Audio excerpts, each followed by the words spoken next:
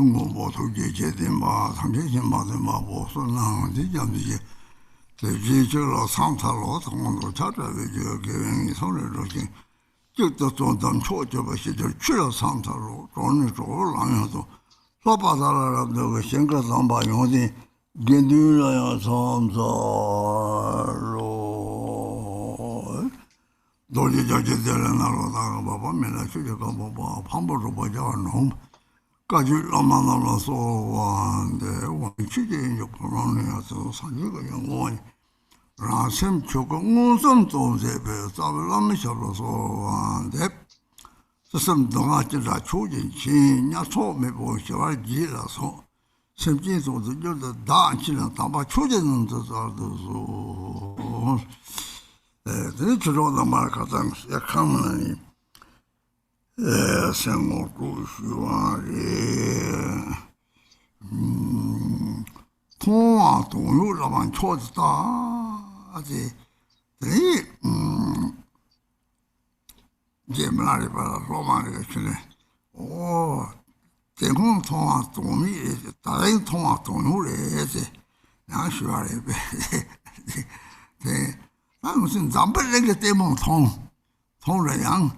多大是那有嘛的，现在这叫有嘛，恰当模式打嘛都，然个生活内陆点通啊，这里那个这里，你从中让人谈的脱离掉，原本切吧，脱离这样这就完了意思，这通完就完了意思，这刚一点的这么那里边说，给这就不学了差说，生内陆可能也是这里。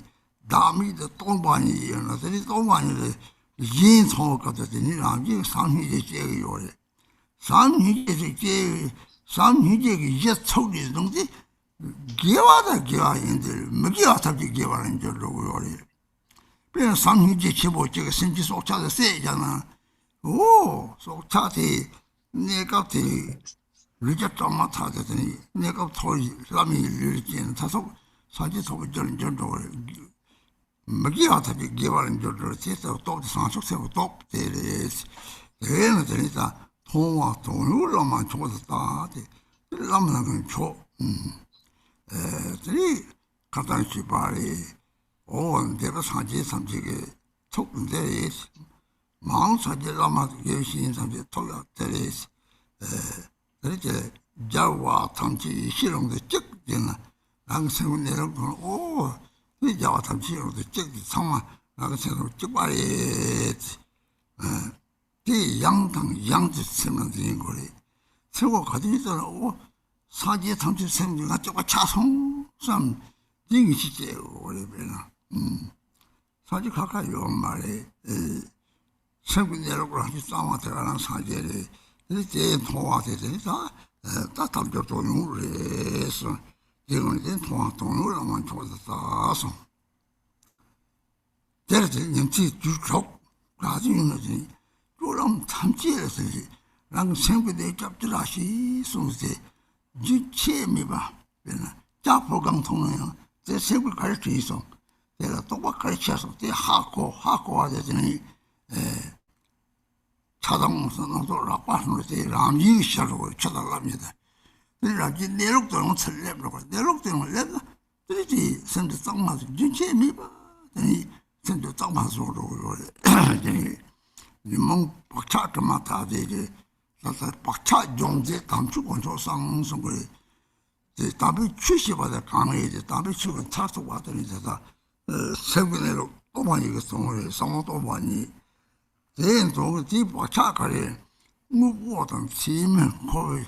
白茶他们这的，白茶打了的，打了家里的打个人呢，全部全是样的，你莫问那多结结了，搞这里全是的人嘛，但是白茶的怕生呢，那你来到某的你这下来，你这就是当年这里打的，你这是家里打人嘛说打没有差的，没得呢。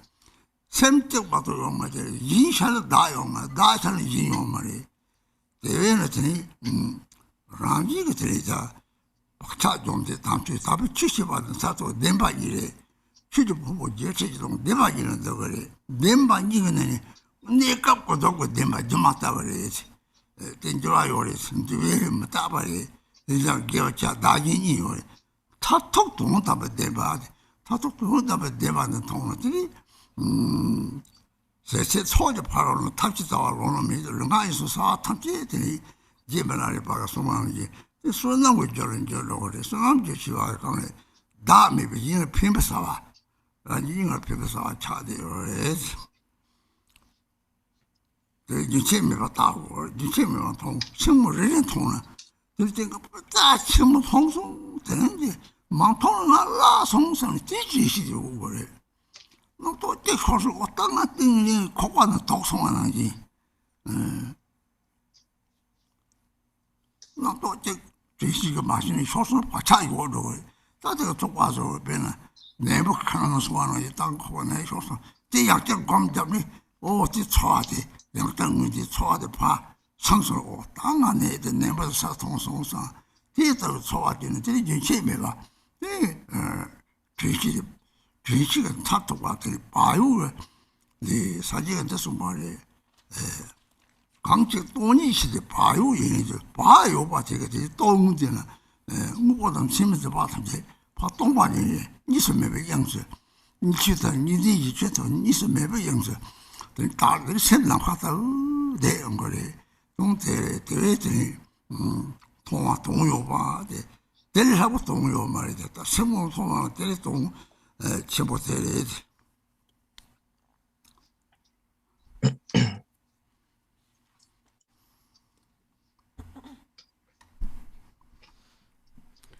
My friends, yesterday I started with an introduction to the Sekangma, the Golden Temple prayer, and the last line we read was on page 1 in the second verse, which is the last line in Tibetan, and in English it's that line where it says, meaningful to behold. So I gaze upon the Supreme Lama who is meaningful to behold.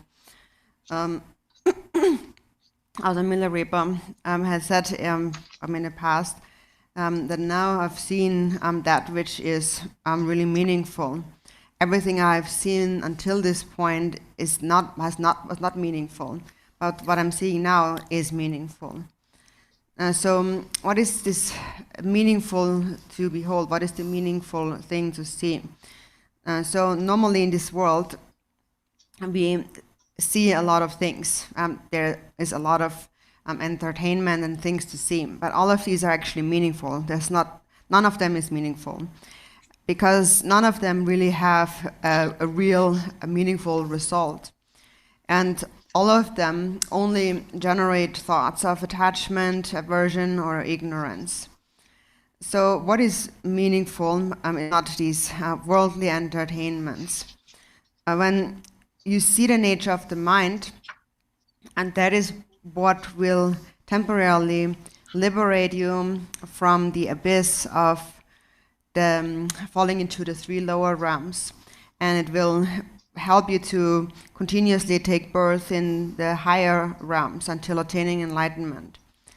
So that's seeing this, that is for this reason most meaningful. And so what that is the natural state of the mind, the nature of the mind. Milarepa also said that when you see it, so then he said the 10 virtuous acts will arise on their own, naturally. When you are in a state of seeing the natural state of the mind, in that state there is no self, there is just emptiness. But for as long as you still see self and other, we cultivate love and compassion. So such a person either is in the selfless state of emptiness, or when they see others, they naturally give rise to love and compassion.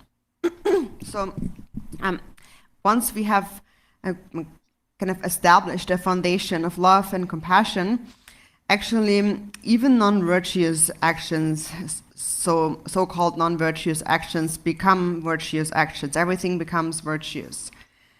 For example, a person who possesses great love and compassion, even if they outwardly, for example, kill an animal, that animal will temporarily take birth in a more fortunate state of existence in the higher realms, such as the gods or humans, and ultimately they will also then possess the cause of attaining enlightenment. And that is due to the power of bodhicitta. So yesterday we mentioned that the most meaningful thing to behold, it says the Supreme Lama is most meaningful to behold. What we said, that the Supreme Lama, the actual Lama, is your own mind. So all the Buddhas of the past, that is their mind. And it is also the mind of all the future Buddhas and spiritual teachers to come. Because within the expanse of primordial wisdom, all the Buddhas are one. So when you see the natural state of your mind, a certainty arises where you feel we are all the same, one and the same, there's no difference. It's important to sustain this state over and over again, continuously. So you need to gain a complete certainty where there is no doubt in your mind that my mind and Buddha's mind, the Guru's mind is all one. There is no separate Buddha. The completely pure natural state of your own mind is Buddha. And so that is the most meaningful thing to behold. That is seeing that, beholding your true nature, that is what makes this precious human existence truly meaningful. And then that has to be sustained throughout all your activities, day and night, throughout the 6 periods of day and night, in whatever you do.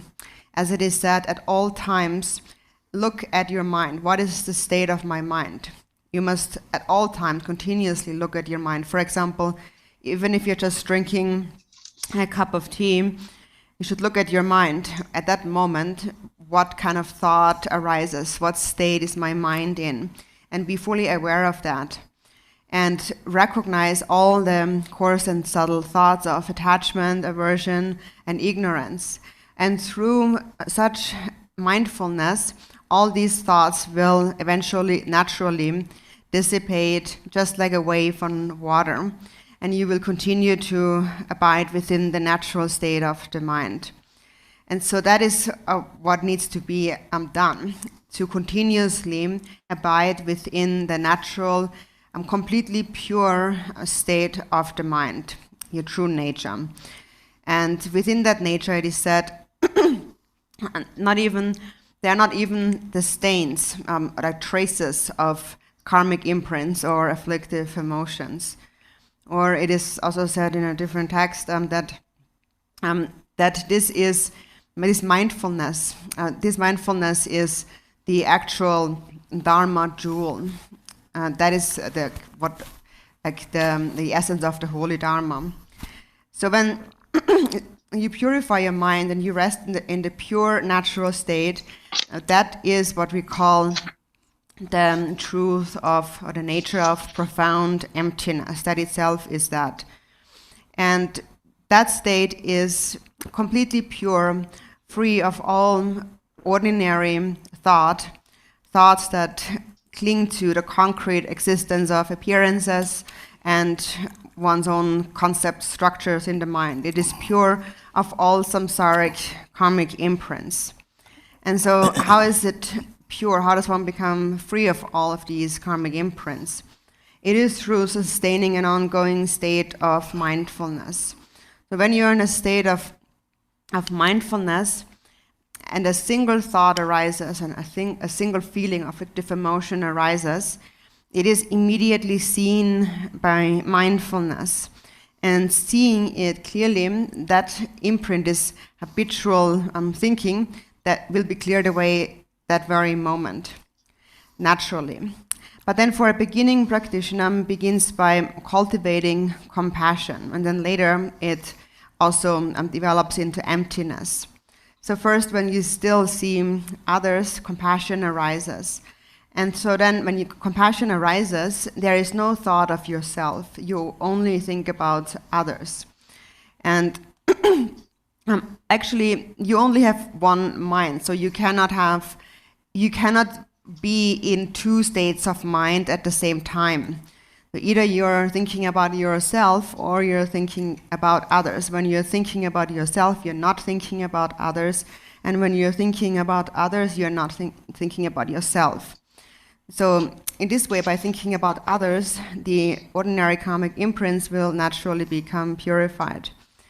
So that is on the relative level. And so the Buddha's teachings all consist of basically the twofold truth. It is said that the 84,000 teachings of the Buddha are subsumed within the two truths. And first there is the temporary relative truth. And on the relative conventional level, the relative level is illusory and things change. Things are impermanent because everything is compounded. There is a perception of self and other. And then the ultimate truth, when you see the ultimate truth, here Milarepa also said, then whatever you do, if aside from practicing virtue in whatever you do, there is no other skillful means than that, not a method than that. So when you see the ultimate truth, and everything naturally, everything you do with body, speech, and mind becomes a cause of merit. So what is a cause of merit? It is anything that brings about the benefit and happiness of others, and it happens naturally. So for that to accomplish that, you have to purify your mind all the time, continuously. You have to look at your mind all the time, continuously. And every time you see your mind, recognize it as this is really most precious, this is most meaningful. And that is what I need to see.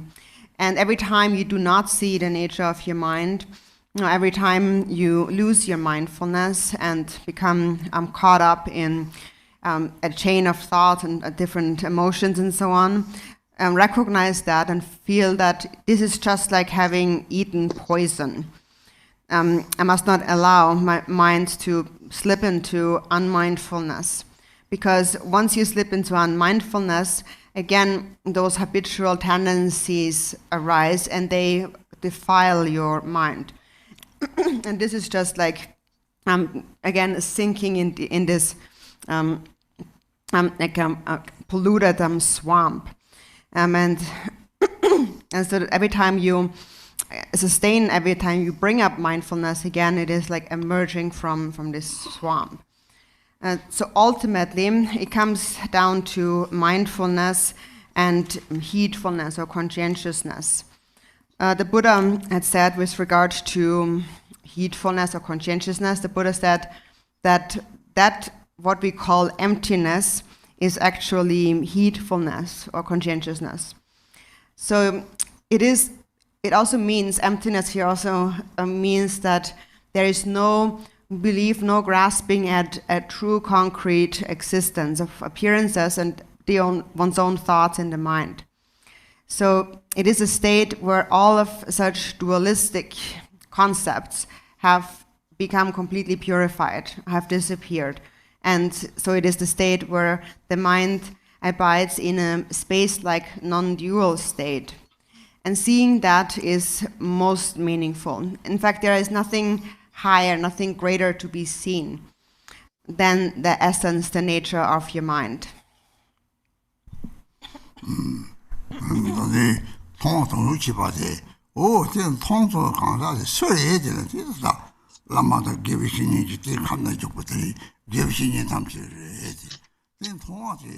昨天诸位法友们，昨天我们开始讲的这个色康玛这个密咒七支供养的法教。那米日日巴祖师过去曾讲说，我现在已经见到有意义的事，说先前我所见的一切呢，都是没有那么样子的有意义的。那什么叫做意义呢？那我们所见所经验的一切，无非不是有意义的。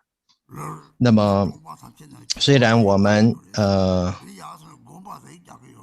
执着、烦恼等等的，这都是这个过程。那世俗单于世俗的娱乐等等，这是才是没有意义的。这个要我们能够帮助我们远离恶道往生善趣的这些事情是有意义的。那么这个也是究竟要帮助我们到达我们心性的本然之境的。弥勒日巴祖师另外也讲说，当我们见到心性本性的时候，慈善自然升起，那么就是一种无我的状态。外在我们也修行的慈悲心，自悲心自然升起。如果能够说有慈悲心的话，那么在外向上或许看起来不是善行，也可能是善行。比如说，我们有人去扑杀一些畜生的道的动物，使他脱离恶道，能够受生人天善趣、天上的善趣等等，让他能够早日就近成佛，这也是一种善行。那么我们昨天有讲到说，无上的上师就是我们的自心。那我们在本初地里面，诸佛本尊是合一的。我们呢，就是要做的，就是要安住在这个心性的本然状态之中。应该知道，我心、佛心是合一的，它是一种完全纯净的心，就是佛心。这个才是我们真正要保任的、真正有意义的事情。我们应该在一切时中检视自己的自心，我心在何境？有任何的粗或细的贪嗔痴的执着？那如果说我们有明觉、有正念的话，我们就能够净化这些执着，在这个本质，在这个本然的状态之中净化它。净化它之后，你要去找它，也没有他们这个执着的踪迹了。这个就是真正的法宝。那么这个是我们在修习，这个在一个甚深的空寂性的状态之中是完全纯净的，是没有任何的念头妄想的，也没有轮回的印记。那是我们如何才能够达到这种境界呢？就是我们首先要保任正念。如果说我们有能正念的状态呢，当我们任何的念头妄想一出现，就可以见到，马上就可以净化它。所以他在这个阶段来讲的话，是可以是净化这个妄念，是生灭同时的。所以见到其他的众生呢，我们升起慈悲心，那么渐渐修起这个空性。当我们只有一个心，我们不可能在两个不同的状态之下，或者是自，或者是他。两个，二者择其一。所谓的净化呢，就是佛陀的84000法门指出的一个世俗的相对地以及就近的圣域地。那么我们在世俗地来讲呢，我们是常常讲的是无常的，充满的万千变化的众缘和合的境界。那么弥勒日巴祖是这样讲说，我们不论我们做任何事，除了善行之外，再没有其他的功德源了。所以我们功德的来源为何？主要就是我们能够行利众之事，能够时时净化我心。当我们见到自心的时候，就可以了解到这是最重要的。心性是了解心性是最有意义的。当我们失去正念，而随他世俗的事情而流转，就失去了正念了，也失去了意义了。那么当我们这样子做的时候，失去正念，随世俗的外相流转了，染污了我们的心，就如同掉入沼泽一般。那么我们应该小心护念，保持我们的正念。那么我们不执外相为实有，应该知道二元对立的境界。那么能够完全净化我们的执着，保持在一种正念的状态之下，这样就是最有意义的生活。那也就是我们自心的最重要的精要。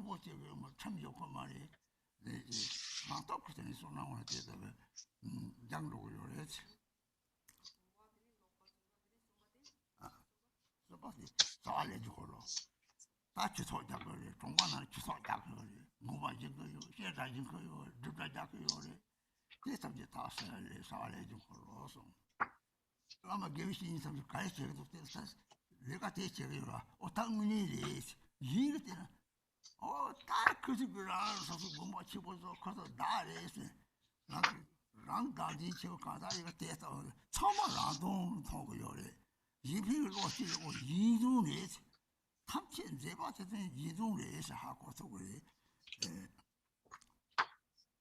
这搞一个是当然，新闻内容通用这个的，通话通用我是懂得到有的。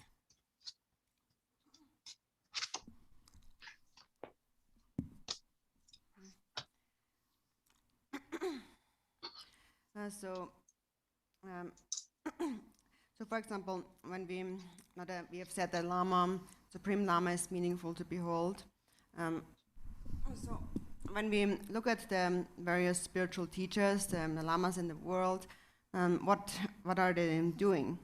When we look at them, and so regarding, also first of all, from the ultimate perspective and seeing the mind, Jigten Sumgön had said, also taking himself as an example, when you see the nature of the mind, then whatever you do, all activity becomes method or a skillful means.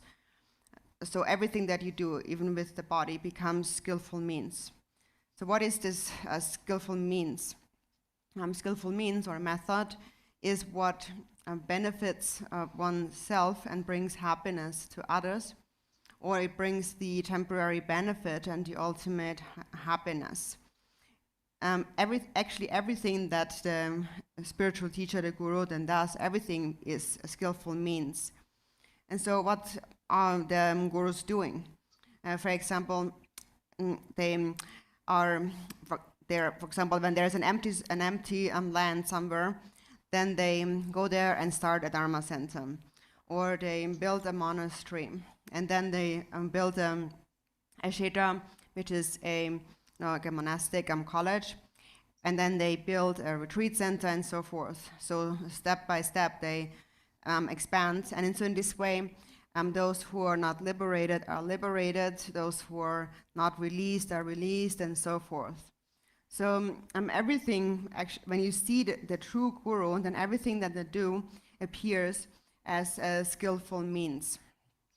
So it is said that everything that they do, it is an activity of the three wheels, which is first this wheel or sphere of abandonment, and so that is through meditation practice they have abandoned the afflictive emotions, and then the second wheel of sphere is that of reading and recitation, which refers to the learning part. For example, they, based on learning, they give explanations, and commentary, and so on.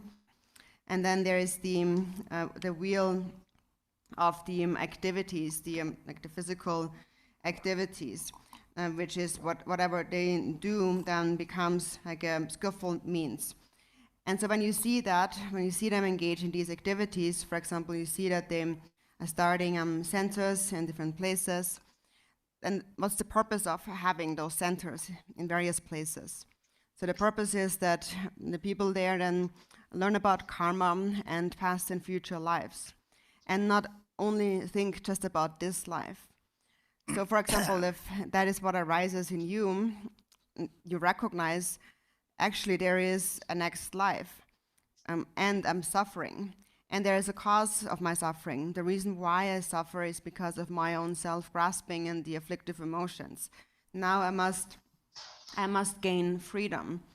And so then you enter a center or a monastery, or you enter into a kshetra where you study and learn, and then finally you think that I really must realize the nature of the mind.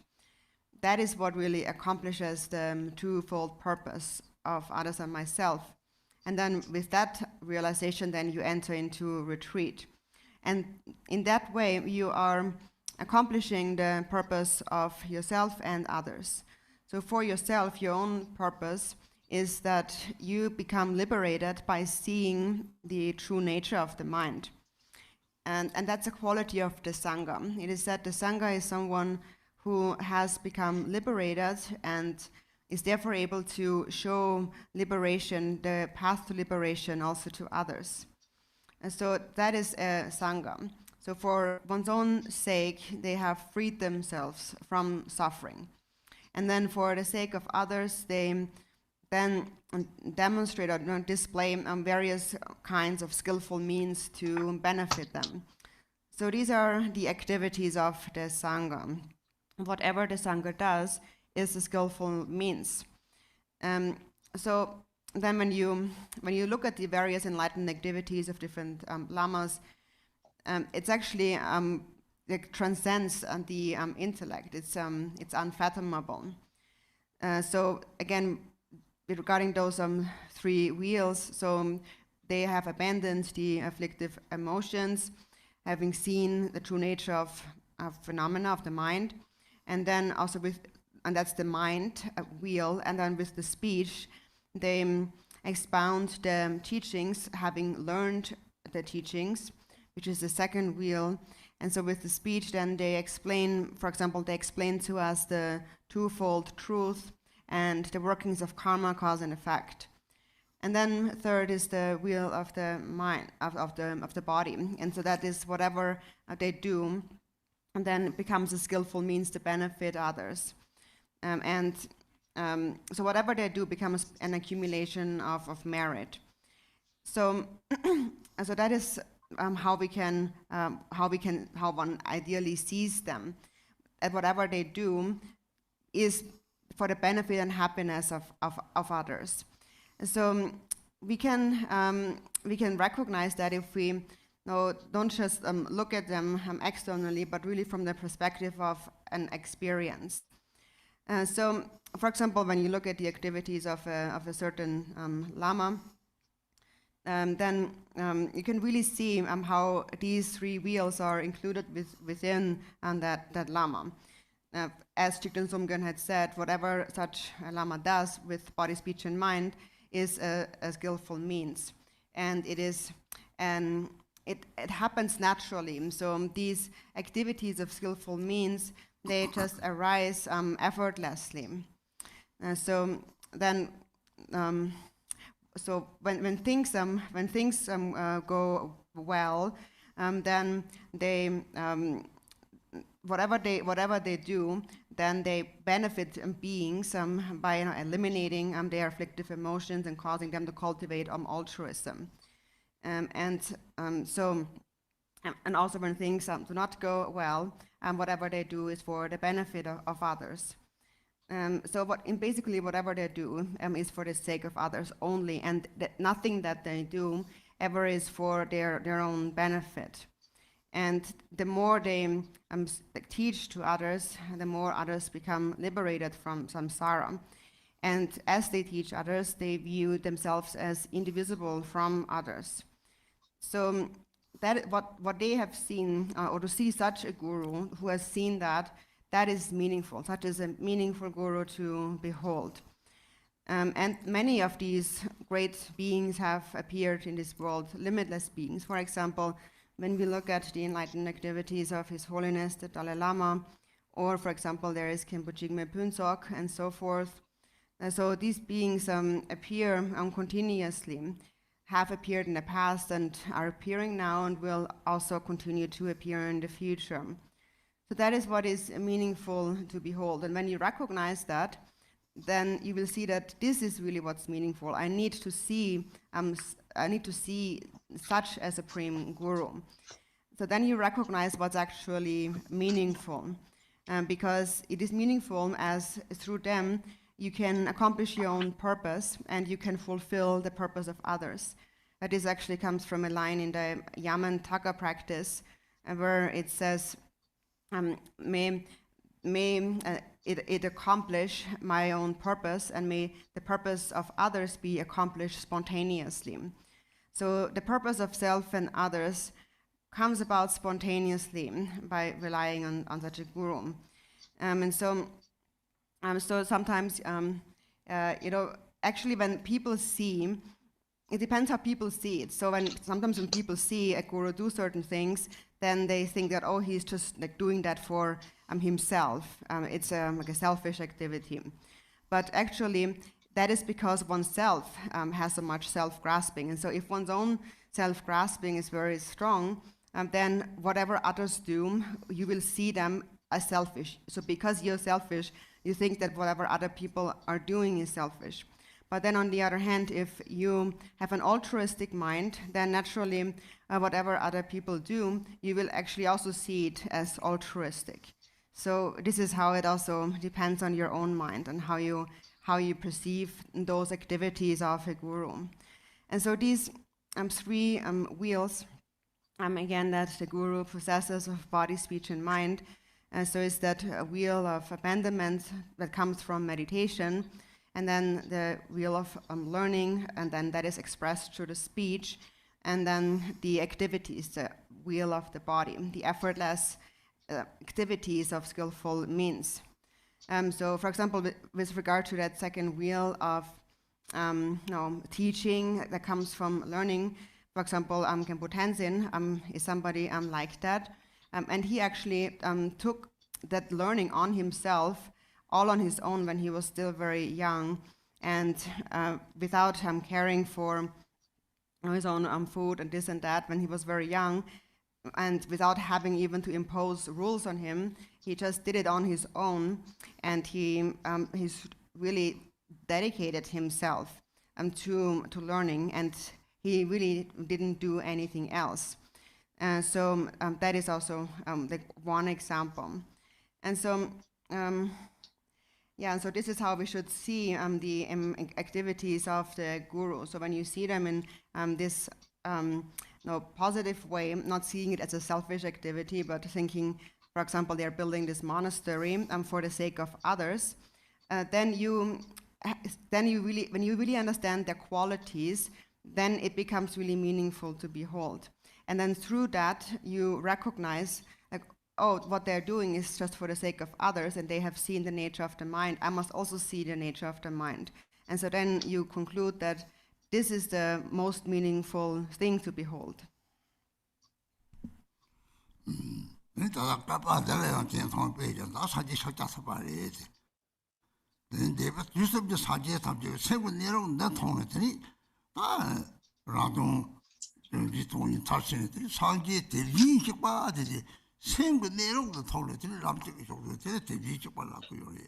那么在这个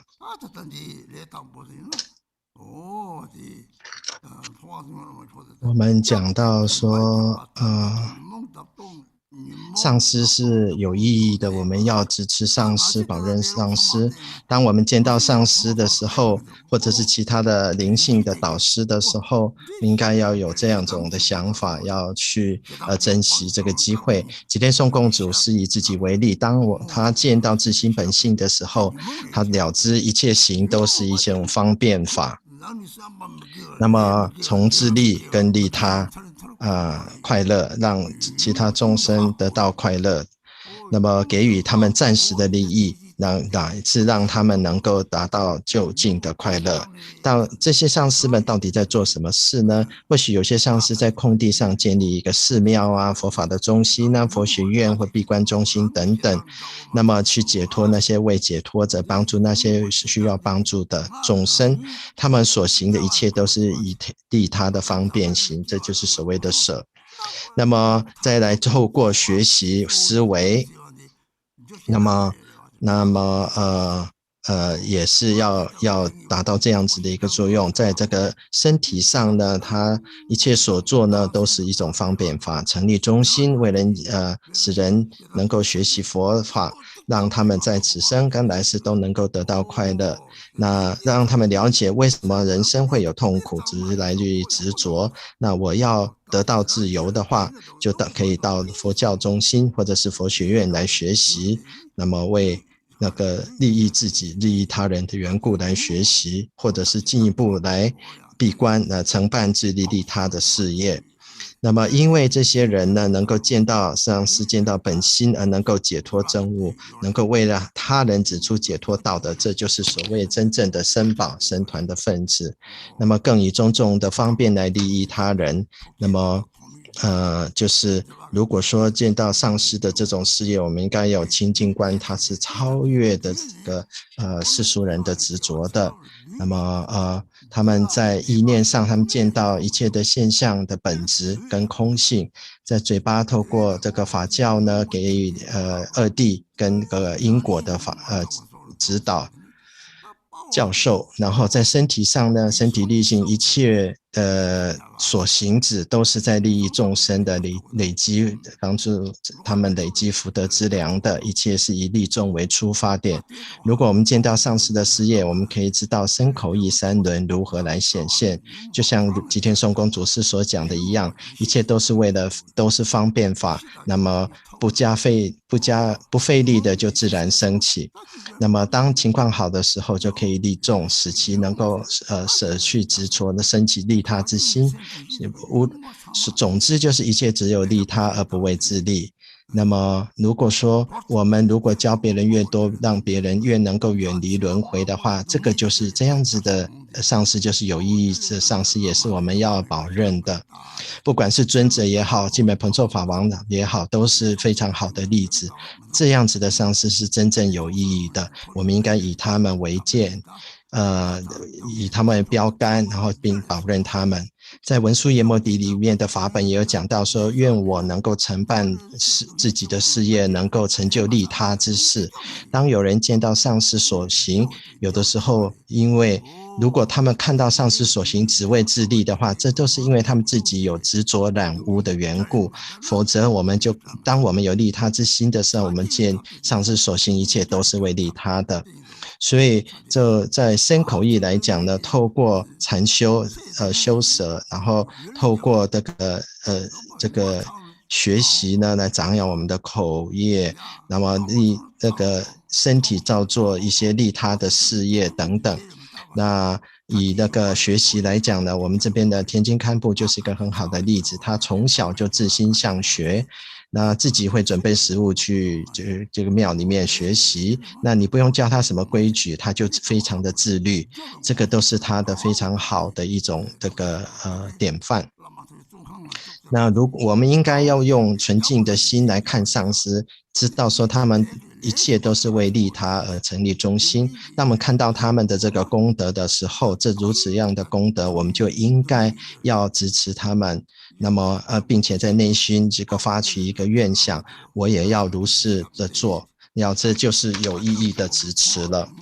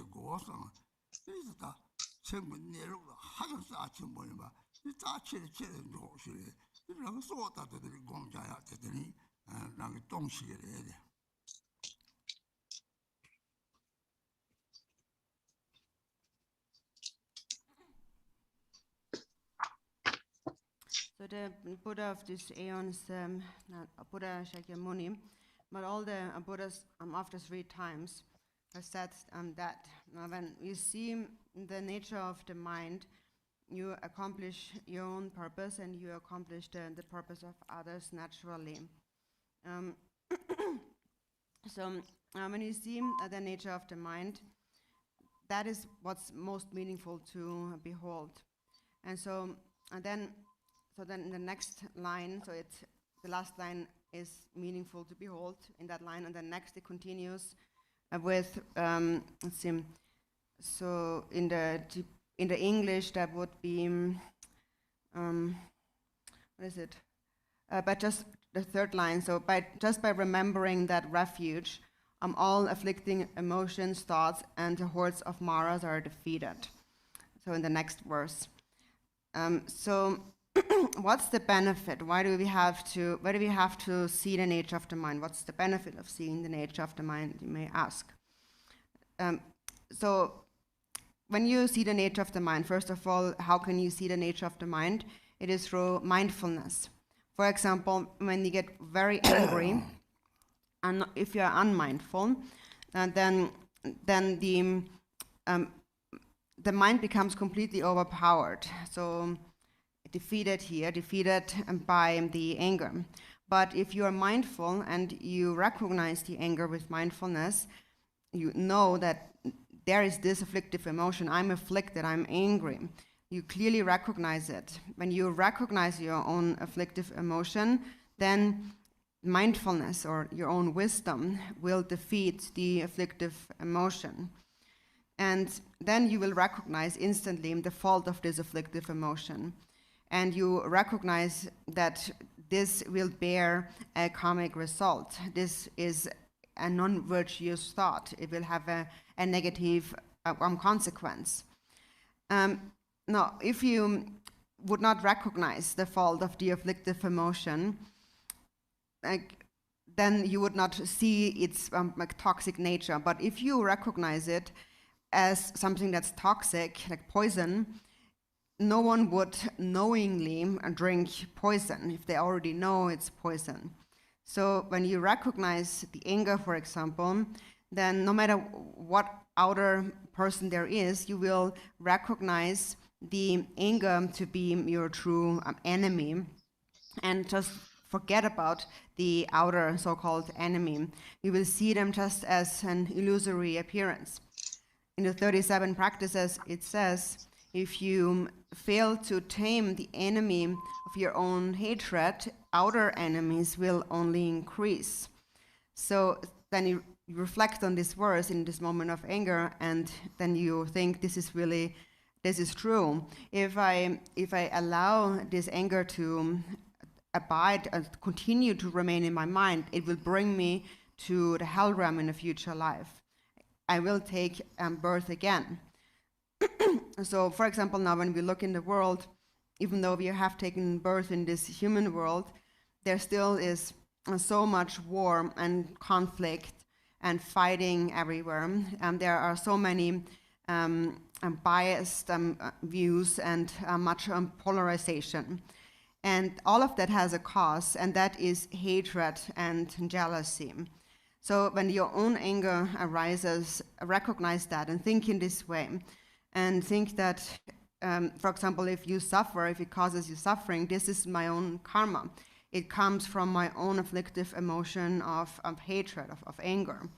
So when you recognize that with clear awareness, then the anger, the resentment will go away right away, instantly.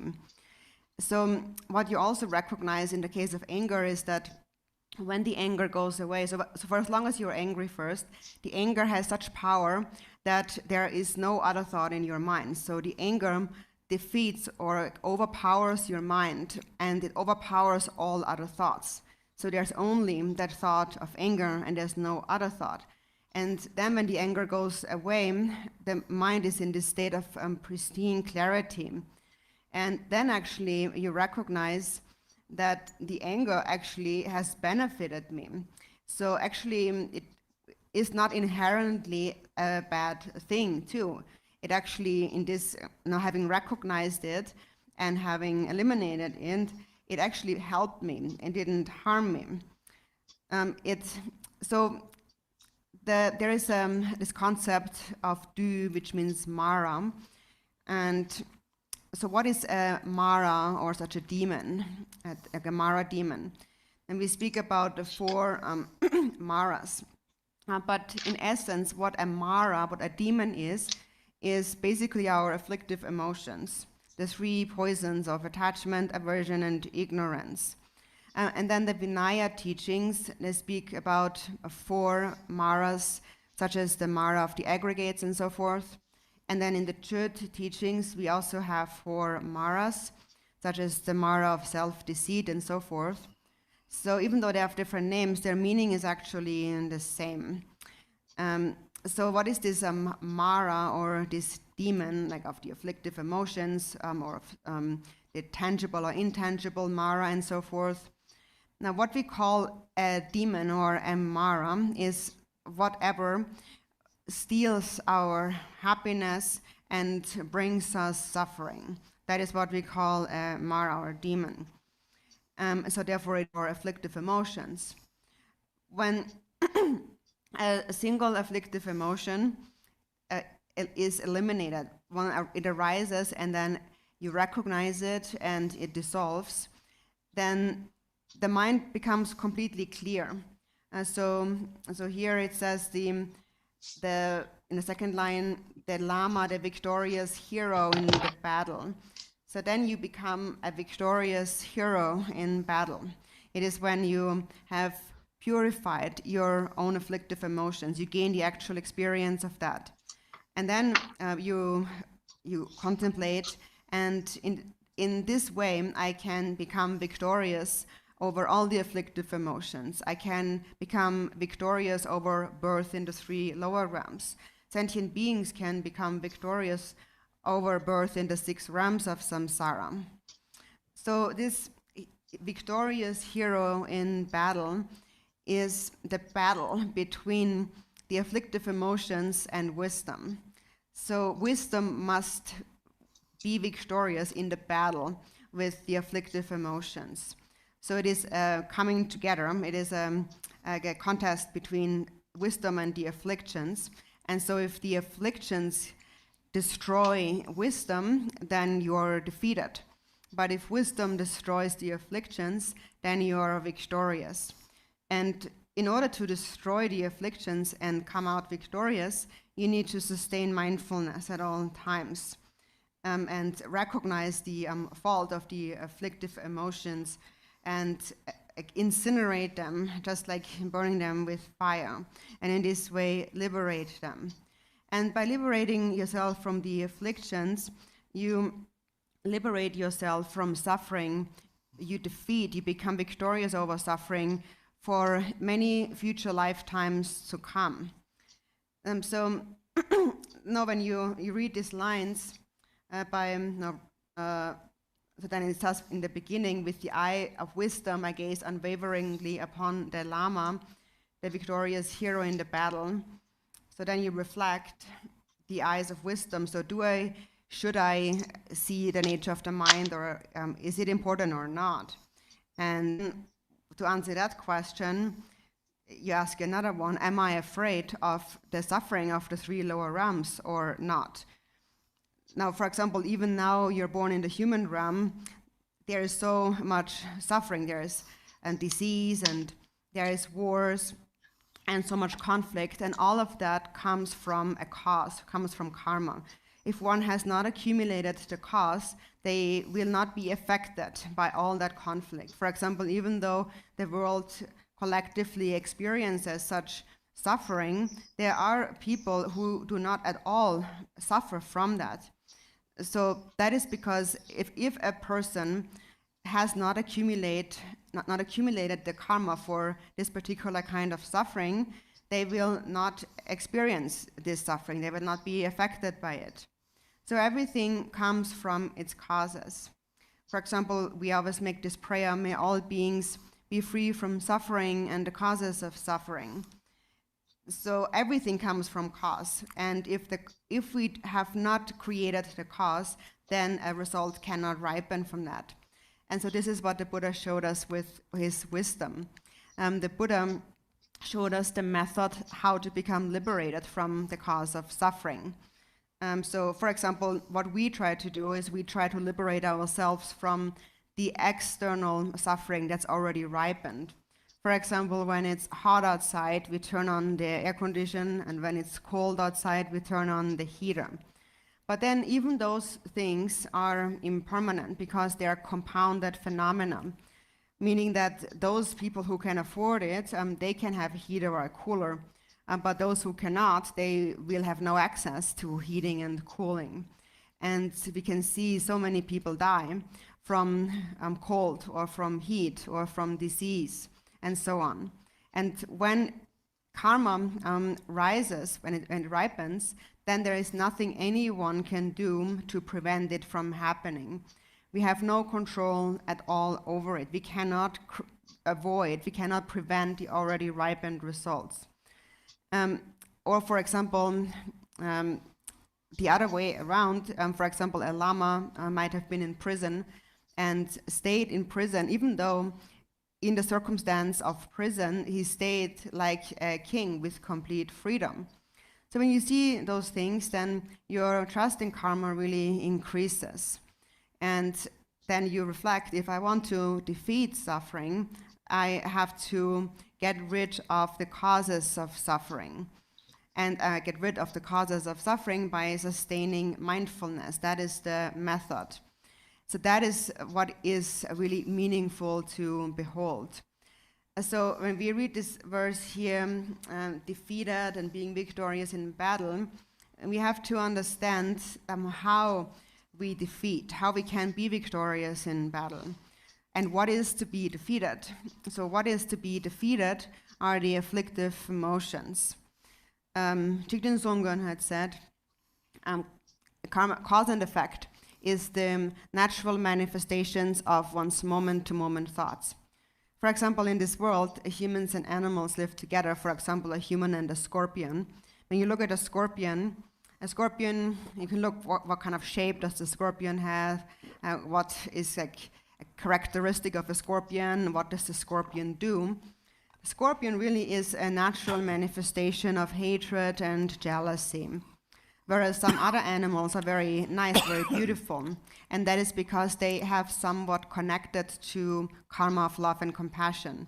So everything is one's own karma. Or for example, the peacock's feather, with all its fine details and colors. It is also said that each of these details has a very precise cause. So in this way, think about karma really carefully. And in this way, by seeing the workings of karma and seeing the nature of the mind, actually your trust in karma increases more and more. And regarding karma also, Jigten Songön had said, unless one has a complete certainty in karma, cause and effect, once talk about the profound view of emptiness and so on is just a lie. So the point is that one needs to cultivate complete certainty in karma, and that's actually a sign of real Dharma practice, is one's trust in karma. And so once you have eliminated the cause of suffering, it becomes quite easy. So whenever an afflictive emotion or thought arises, if you instantly are able to eliminate it as it arises, then you have been victorious in this battle.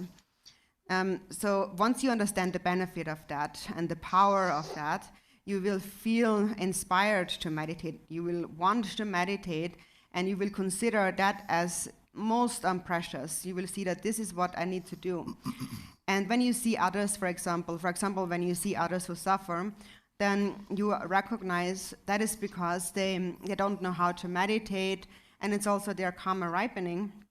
And karma is not, this suffering, ripening is not necessarily a bad thing. It actually purifies their negative karma. So it's not a bad thing.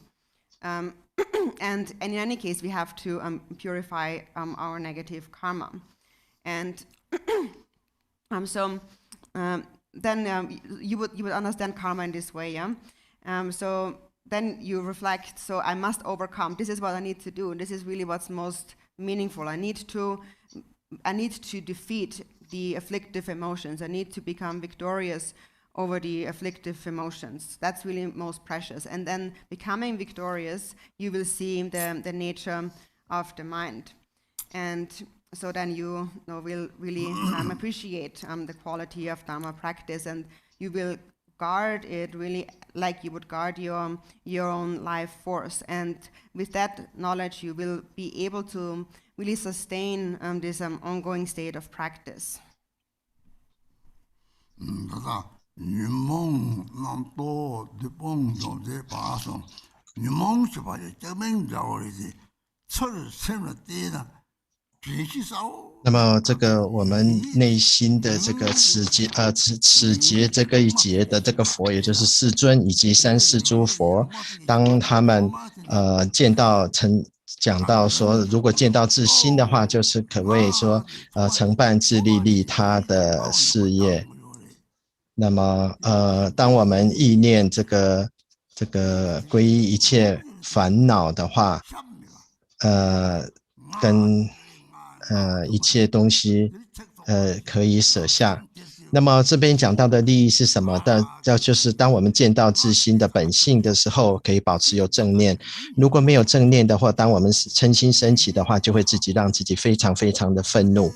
可是当我们有正念的时候，当我们升起嗔心的时候，马上就清楚的了知，然后可以这个见到自己的这个正念呢，可以把它这个净化，所以呢就不会有这个。如果说我们不去净化，它就会产生业果，那么我们就马上把它净化掉，消融掉。如果我们不了解烦恼的话，不知道它的毒性，然后继续去造作，才会继续去造作这些事业。如果我们了解，当然就不会了解烦恼的危害，我们当然就不会继续做的，就好像没有人会故意去吃毒药来毒死自己一样的。那如果我们了解说嗔心是自己的敌人的话，那么我们这一点呢，在佛子行37颂的第20偈颂吧。倘若为服内嗔敌，外敌虽服玄真胜，故应施心慈悲心，降伏自心。佛子行要有正念来降伏自己的自心。那么如果说是没有办法降服自己的嗔恨心的话，那么这可能就是让它越来越增盛，将来可能造成受生地狱的这个因。所以在人世是充满的战争、争斗跟对立的，主要是来自我们自己的内心的嗔恨心以及嫉妒心。我们要知道说，如果说这些都是来自自己的嗔心的话，那我们就能够尽量把它去掉。当我们嗔心强大的当升起嗔心的时候，它的威力是非常的强大的，它威力大到把其他的念头都赶走了。所以当我们的愤怒这个下降的时候，我们内心有的时候会变得非常的清明。那这样子我们可以反思想到说，他确实是帮了我了。那我们在这个法教里面有提到 do 或者是魔的话，什么叫做魔呢？就是我们的烦恼三毒，贪嗔痴三毒。那么在戒里面呢，讲到说有欲魔，或者是断法里面也讲到四魔等等。这些名相虽然不同，但是它们的意义是相同的。不管是有形或无形的妖魔，主要就是他们把我们的快乐给偷走，为我们带来痛苦，也就是我们的烦恼。当我们有正念的时候，我们见到自己的烦恼升起，妄念升起，马上可以净化，可以消融，这样就可以克服，就是所谓战胜、克服一切的烦恼了。所以这就是所谓的智慧跟烦恼彼此之间的争斗。当烦恼大于智慧的时候，我们就失败了；但是当智慧大于烦恼的时候，我们就成为一个胜利者。所以我们应该要时时保持正念，就好像把东西放到火里面，马上就被火给烧掉一样，这就是正念的威力。那我们要这样子来做的话，我们就是可以克服来世的烦恼跟痛苦的一个胜利者了。那当我们也要另外一个要省思的，就是我见到自己内心的本质吗？这个是真的是重要的事情吗？当我们见到一切的痛苦跟在战争都是来自于这个过去式的因。如果因为我们知道，如果没有这些苦因的话，自然就没有这些苦果。如果我们没有过去式，没有累积这些业，就不会被他们所影响。所以我们在四无量心里面讲，愿众生离苦即苦因。如果没有这个苦因，就自然没有这个苦果。这个就是佛陀的智慧，为我们指出如何离苦得乐的这个道路。在这个世界上呢，比如说在天气很热的时候，我们可以开冷气；天气很冷的时候，我们可以开暖气，这样就可以避免掉这些的外在这个气候的这个痛苦了。可是这个也有各自的分别业跟各自的因缘的，因为有钱人可以这样做，但是有些人没有钱，没有办法可以负担这些冷气或暖气的话，就没有办法能够避免这些痛苦了。那么就甚至说，比如说有些上司他们被关在监狱里面，可是内心非常的自在，就犹如一个国王一样。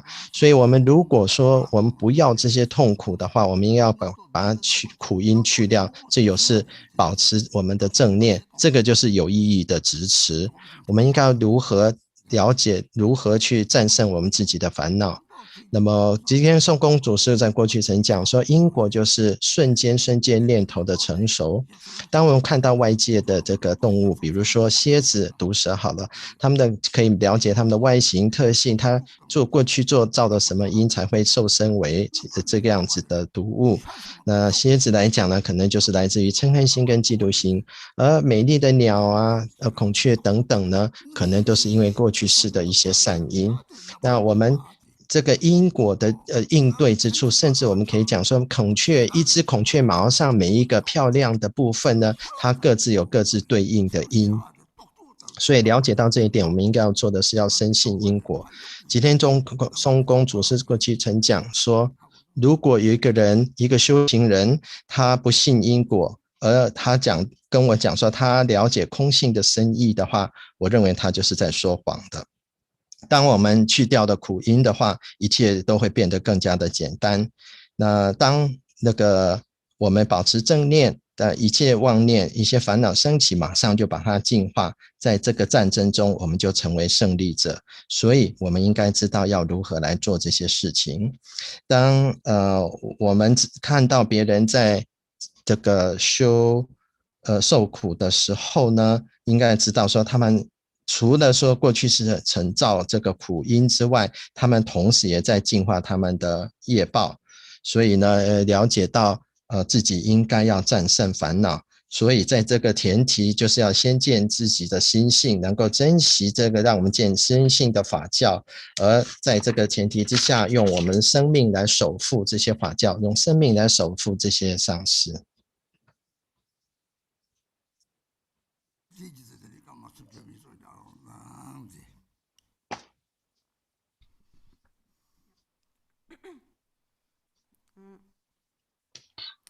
So this line here, or is it the third one? So the afflictive emotions and thoughts and the hordes of Maras are defeated. So this term afflictive emotions is like a general term, but so when you look at your mind, there's different kind of thought forms that arise.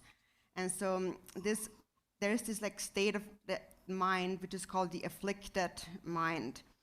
And then there's, for example, the neutral state of mind. So in the Bardo, for example, we still have this afflicted state of mind. We just don't have the body, but we have the four aggregates in the name. So what arises first when this afflicted consciousness or afflicted mind arises is the notion of me, this I first arises.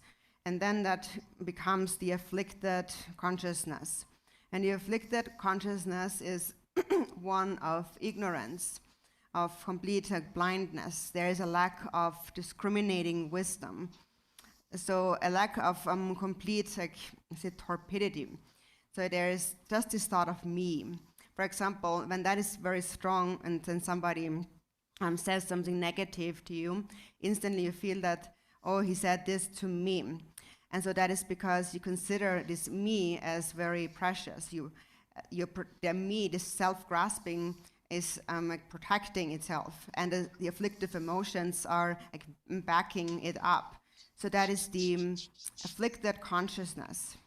And then if you continuously practice love and compassion, then whatever arises, you see more as like dream-like, and you will continue to engage in the activities of love and compassion. Actually, naturally, if compassion is present in your mind, then wisdom will arise. The nature of this wisdom is emptiness. So then, for example, now again, when someone says something really nasty to you, what the afflicted consciousness does is it analyzes it. So you think about what has happened.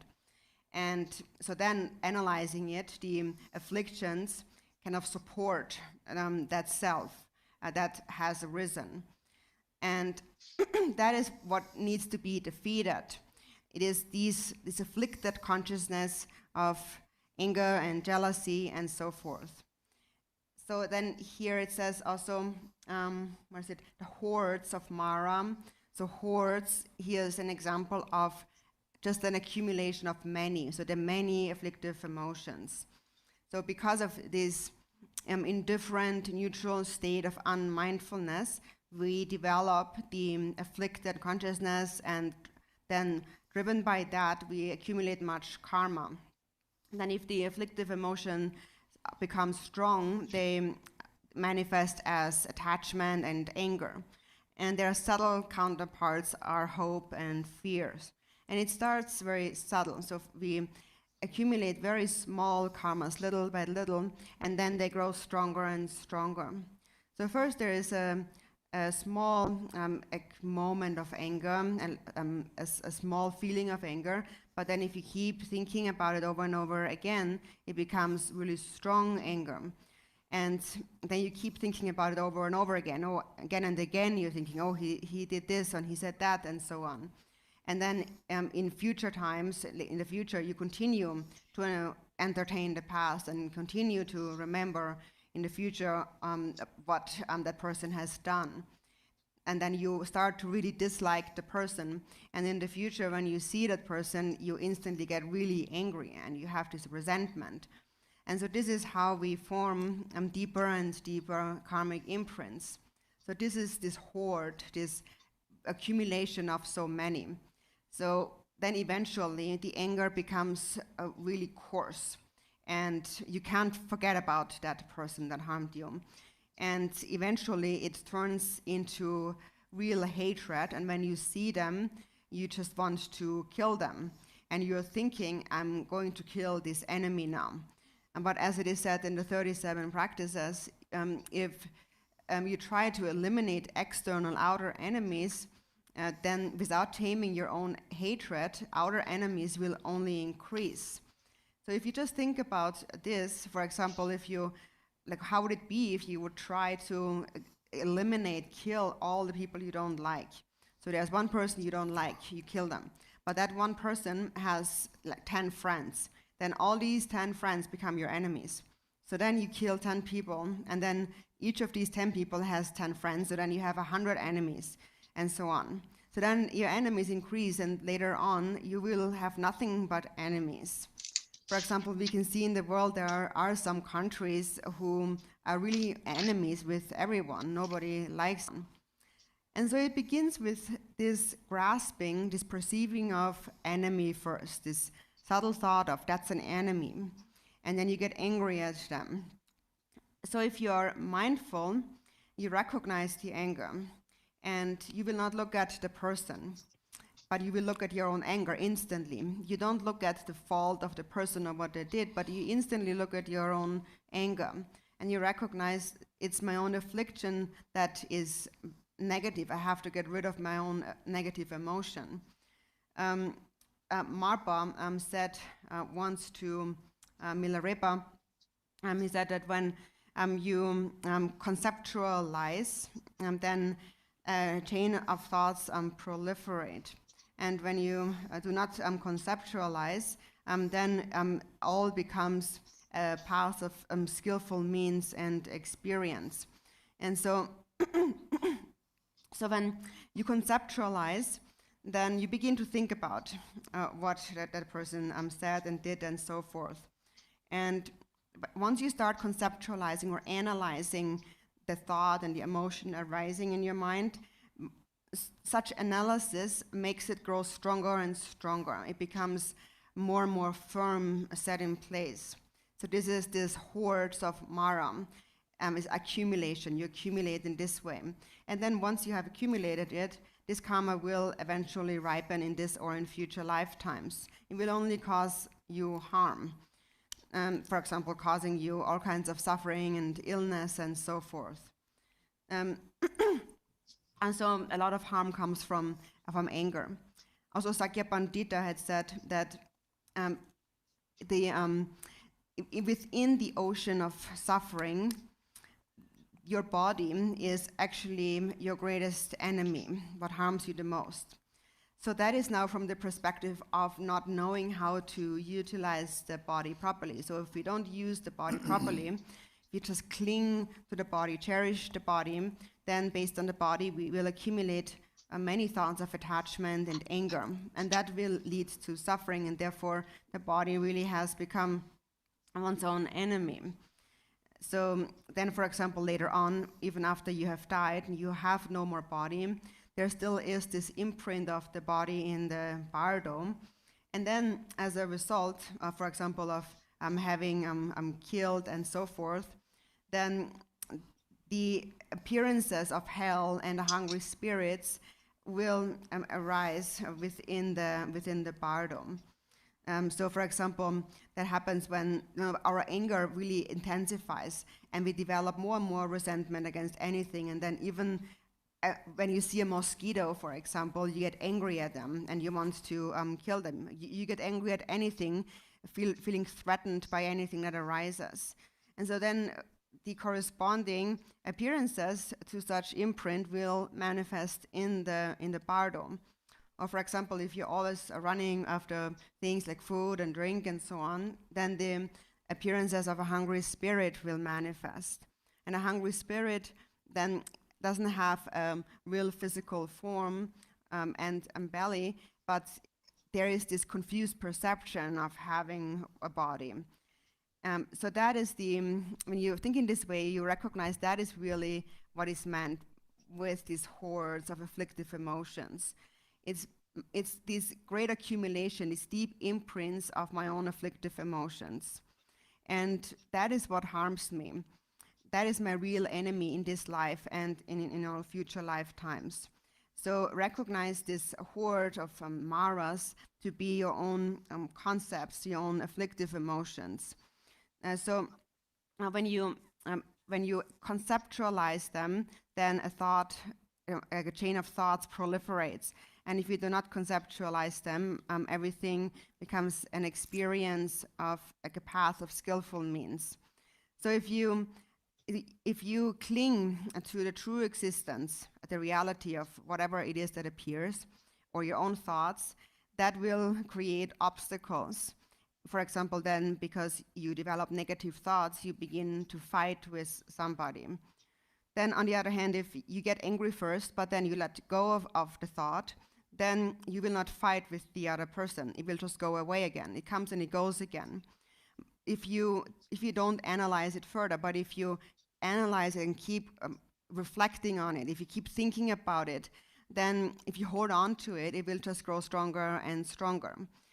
So the point being made is that anger and jealousy and so forth arise. It's not that they can't arise or they shouldn't arise. They arise, but you should not analyze them or conceptualize them, thinking that this is how it is or not how it is, and keep thinking about it, because then obstacles will be created that way. So all of these thoughts of attachment, anger, ignorance, and so on, it's not that they don't arise. They will always arise, but then you just don't hold on to them. And if you don't hold on to them, So that's what's meant with non-conceptuality. So non-conceptuality does not mean that no concept arises. It means it does arise, but you don't grasp at it, you don't follow it. So that is called non-conceptuality. So now we will take a break for 30 minutes. Thank you, Ibersanga. 刚好这一段比较长，所以我们利用这个休息的前几分钟把它翻完。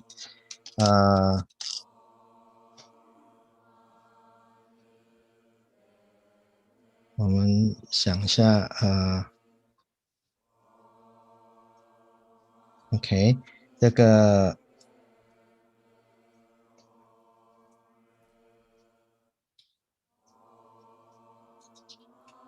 当这个我们的对于烦恼魔被降服，烦恼的广义来讲呢，它是什么呢？有不同形象的这个，可能它会有不同的形象出现，但是主要是我们要去辨认的是，我们内心是有烦恼心，还是一个保持中立中性的一种心呢？那么即使在中阴的阶段，我们已经没有肉体，成为没有肉体的一生身，但是还有其他的4种觉受。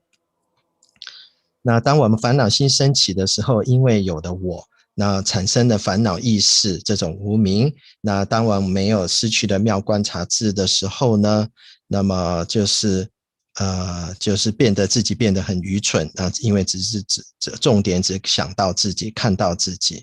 那比如说我们内心可能会想说，哦，他这样子来说我，所以呢，就是这样子的这个执着，就是越来越强，而且是我们自己的我执在保护他自己，也就是保护他的这个执着，所以烦恼的这个意识呢，就越来越强了。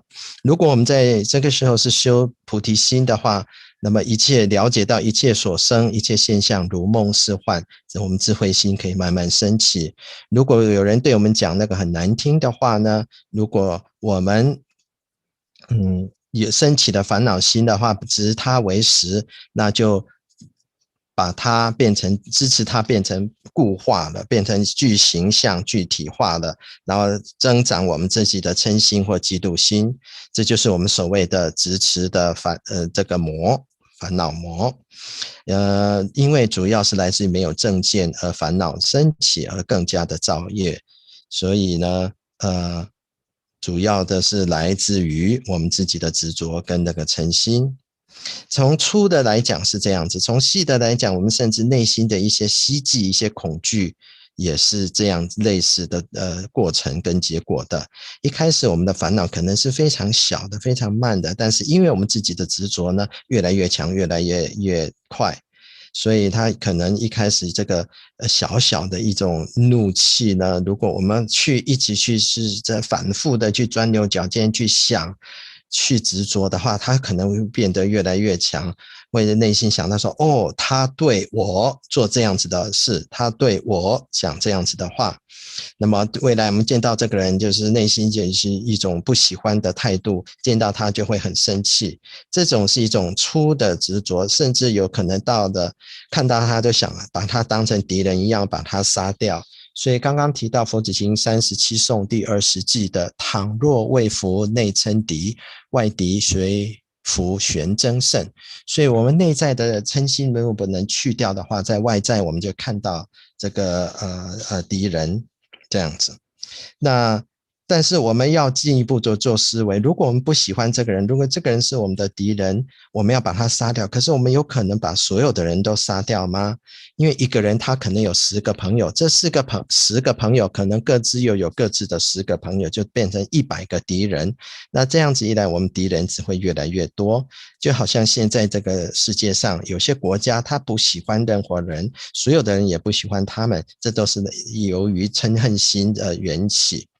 当我们嗔恨心升起的时候呢，我们应该保持正念，马上照见自己的嗔心，看到自己为什么会有嗔心，为什么会有这种痛苦烦恼，而不是去看别人或者是他们做的什么事，说的什么话，这样子能够马上照见自己的嗔心的升级，就能够马上净化。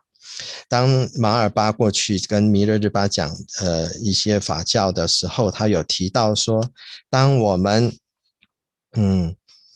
这个把一些念头追逐的我们的念头把它概念化的时候，它就变成一种烦恼。但是当这种念头升起，我们串联不去概念它，不去把它概念化，不去分析它呢，这么一切的经验都变成是方便法门。所以如果说我们去把它分析，把它思维一起去钻研牛角尖的话，那我们就自己变得越来越执着，就累积更多的业，那这个越来越强，未来的这个痛苦啊、疾病也都由此而来。所以在沙迦班智达过去也讲说，在轮回大海当中，对我危害最大的敌人就是我的肉体，我的色身，因为我们珍惜我们的身体，我们的色身，而造出种种的业，这就是我们的苦因。所以未来也可能让我们的受生到地狱恶鬼道，或者是我们现在就可以看到这个地狱道、恶鬼道彼此之间的杀伐等等。比如说我们见到的蚊子就升起不喜之心，就把它杀掉。那这个到中阴的阶段呢，也会有对应的这个状态出现。那所以在中阴阶段是我们串习的这个业的会成熟的。如果一个人平常就是很喜欢吃喝这种事情，在那个我们自己在那个阶段也会身体就会很想要去吃东西，这就是我们执持烦恼，主要是来自于自己的烦恼。而我们应该了知说，这种执着、这种烦恼或者是我执是我们真正的敌人。那来自因为有自己的这种概念，那这个我们如果跟随我们的念头的串习这样子来走的话，那就变成一种束缚了。那否则的话，我们如果不去跟随他们这些就变成一种方便法门。所以如果我们去执着这一些的话，只是造出更多的障碍。但是相对的，如果我们不去执着，不去生气，不去追随他的话，那他就自来自去。他来了，我们知道他来了，不去追随，不去加强他自己会消融。可是如果我们继续去思维，去想，继续去执着，它就变成越来越强了。所以这个嗔心升起，这个是非常自然的，因为我们是人，我们不是一个这个物体。那但是如果我们不去执着它，不去进一步的去分析钻牛角尖的话，这样也算是可以的。也就是我们不要去执着我们的贪嗔痴。所谓的无念并不是空无一物，并不是没有这个任何的这个念头，而是说这些念头升起的时候不去执着它，它就消融，它就马上得到净化了。好，那我们休息一下，等一下再继续下一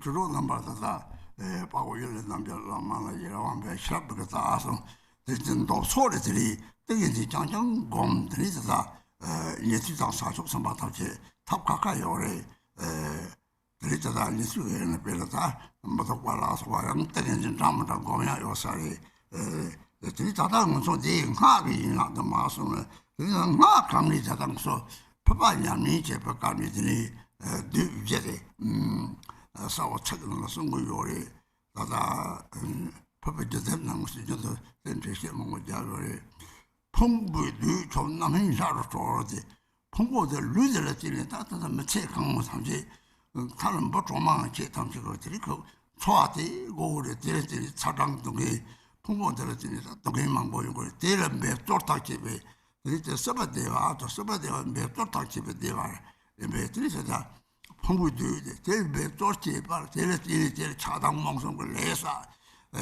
대화의 용주들이 그 이제 대화든지 배는 배용들이 차당자 손란이 소리면 요 같이 제는 양대양들이 제일 시지 차 대를 차과들이 차도지 차도들이 세상지 들이 다다 신들 대화를 이는 마세들이 서마 남기는 줄 용을 내서 노를 대들이 서선 대화 짜지세 바지 손란이 소리면 손에 들이 대라들이 풍부도도 가리 정보요 풍부도요 남이 자로 저들 들이 저기 담 대는 장장 공들이 거기서 이제 보자랑 그래서 지로리 대들이 초와 삼자 동안이 저도 렌자 총다고 저서만 대들이 이제 작게 대화가 고요만 별로 풍부도서 남이 자로 저서 쏴고 저거 풍부도 정보요래지 유몽도 좀 대동사제 채소로더니 유몽 같은 게 저더니 다 이식이 제대로 됐다.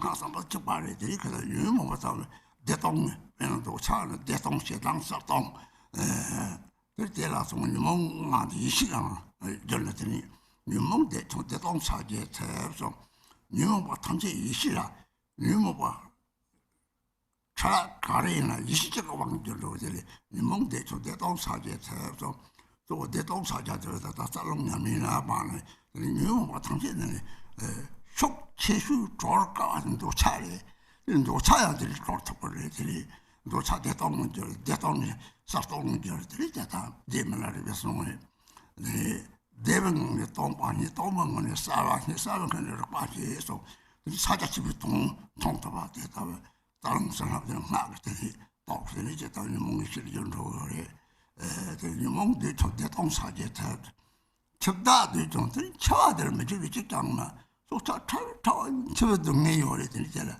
우리 대라들이 세민육만의 시점에 하고 요리 셈 깨셔매 봐. 루저들이 돌아오니 마다왜 하고는 이 셈이 깨셔매 동동은 따와 하고서는 셈이 깨셔매 차한 거래.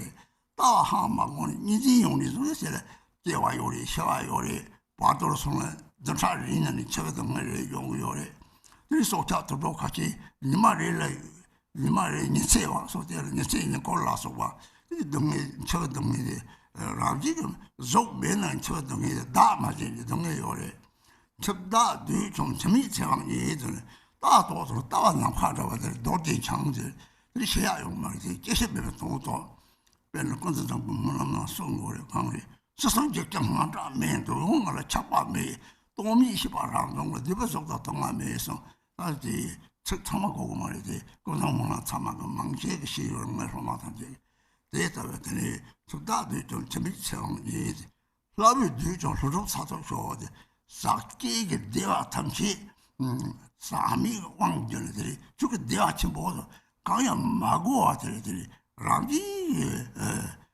샤르는 도 보용 대상을 라비가 사속 생각을 하고 샤롱을 해야 돼 옛날에 시바요 말이 고상문화 송나 노와 설마 방지 20번 사탑제 누가 요지 롱주 그거래 노차 신바 설마나들이 라고 좀 왔다면 자 송다에 될 신바요 말이지 다들 롱주 나라 롱제나 신바요 말 요라 초비라 초 배세다고 저때 뒤에 좀 맞지 책은 싸워 연구요래 오 뒤에 도 봉제지 다 뒤에 이제 로 생긴 탐지도 매를 줘라 로 저거 막 잡사면 되는 동네지 다 잡고 요래 고소라 동네에서 다 때려 하고 그래 뒤집어 때려 잡아대 가래 다다 또다 영만을 처럼 따서 된도 소리를 했다 시작적으로 때리지는 않으니 왕적 요래 그래서 뒤집제 도구는 뒤집제래 이쪽은 뒤집제에서 받쳐를 잘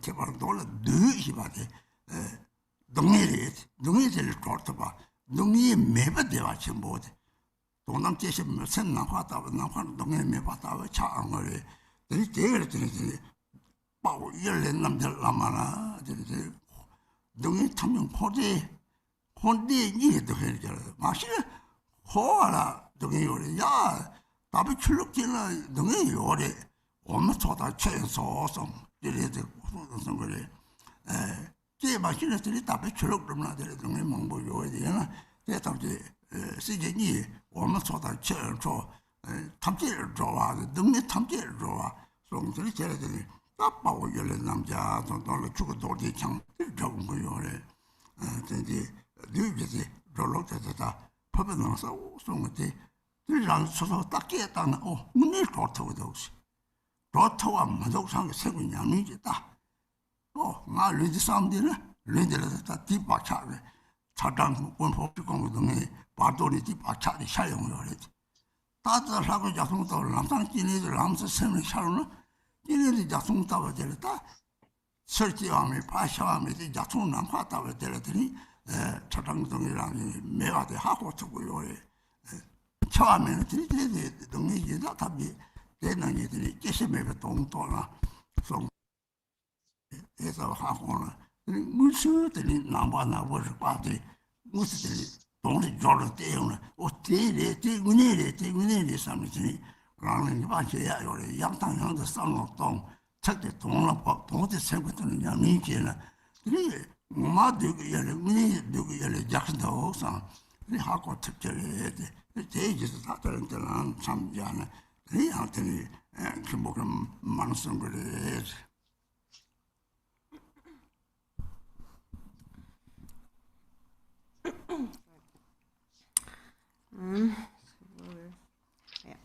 So, my friends, we have just stopped with this last verse here on page 1.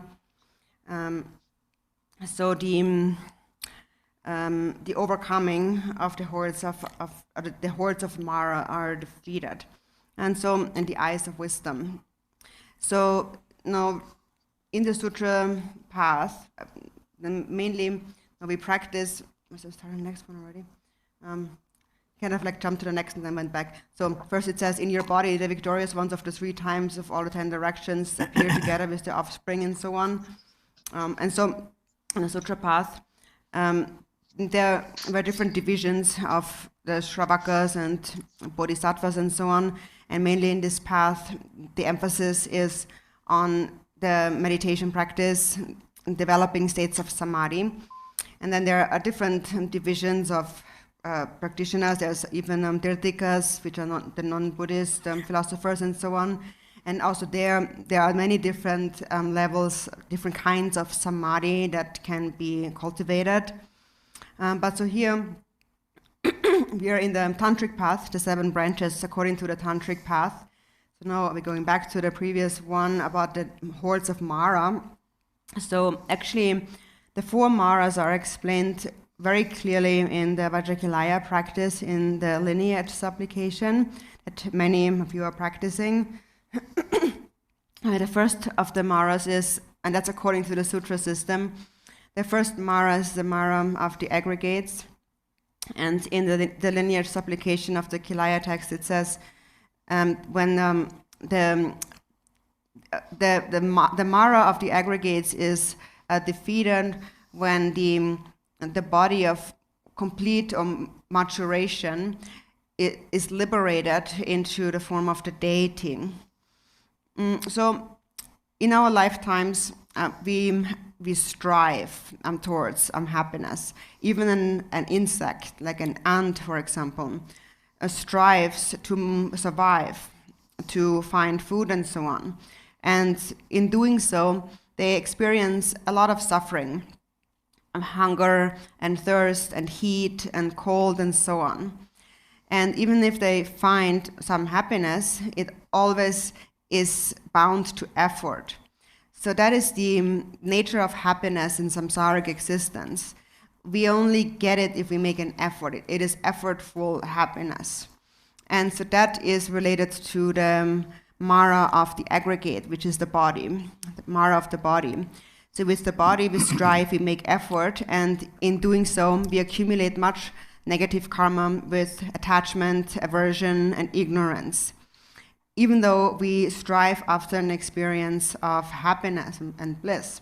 And even if we find it, as it is said in the 37 practices, the happiness of the 3 states of samsaric existence is like a dewdrop on the tip of a blade of grass. But we try to hold on to it and we cling to it continuously, and then this clinging fixation, this attachment leads to jealousy, and jealousy leads to hatred, anger, hatred, and so on.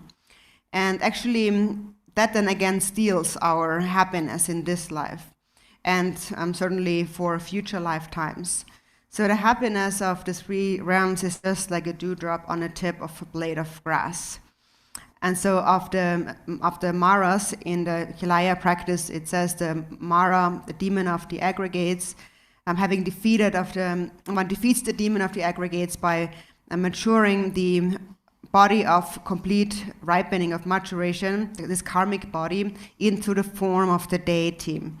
So what it means is that the demon, the Mara of the aggregates, is defeated through practicing the Yidam deity, through visualizing and meditating one's body in the form of the Yidam deity. And in this way, you will forget about your ordinary body, and all feelings related to it will become emptiness, and the body will appear just like a rainbow.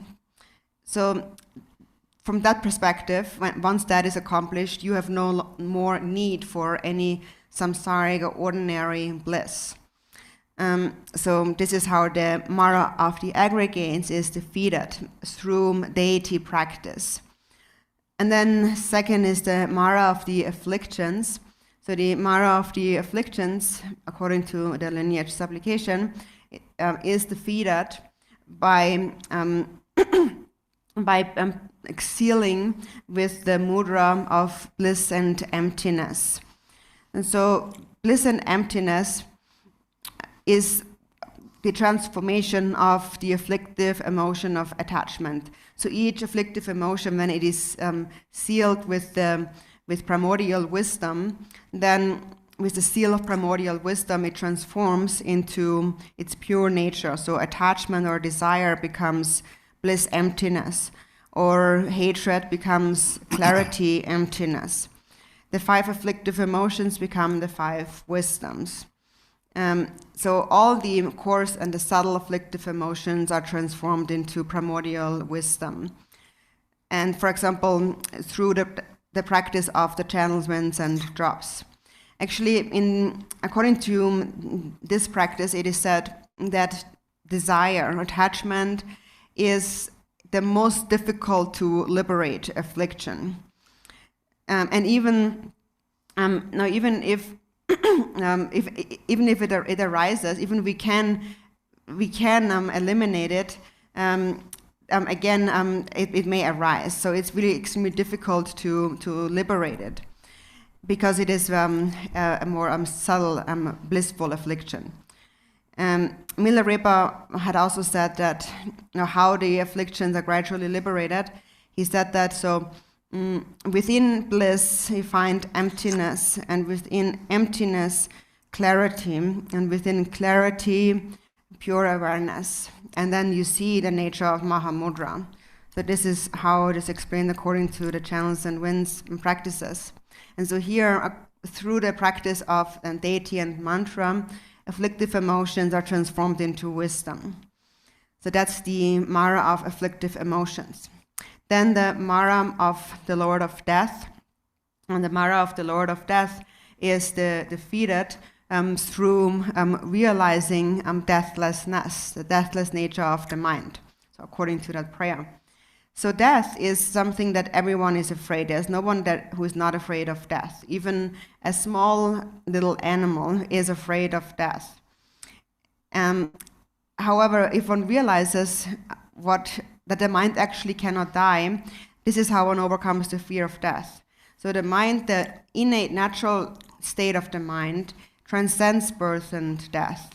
And the body is what perishes, but the body is just like an old pair of clothing. If one realizes that view, then one transcends birth and death. If one does not realize this view, if one continues to cling to a duality, then one does experience birth and death.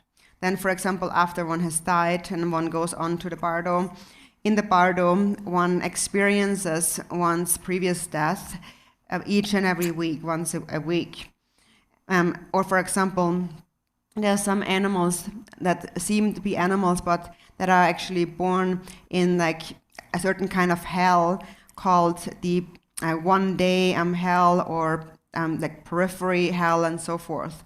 So there's all kinds of different sufferings where beings over and over again are experience the suffering of death, even though those certain beings in those one-day hells and so on, they might not have a body, but it appears to them that they have a body, so they experience suffering as though they had a body. So once you realize that this is illusory, you see that the mind transcends birth and death, that the mind is like space, then you attain the state of the Buddha Vajradhara, the changeless state beyond birth and death. Also, in the Samantabhadra prayer, it says, even if the three worlds were to be destroyed, there is no fear. There is no attachment to the five desirables of the senses.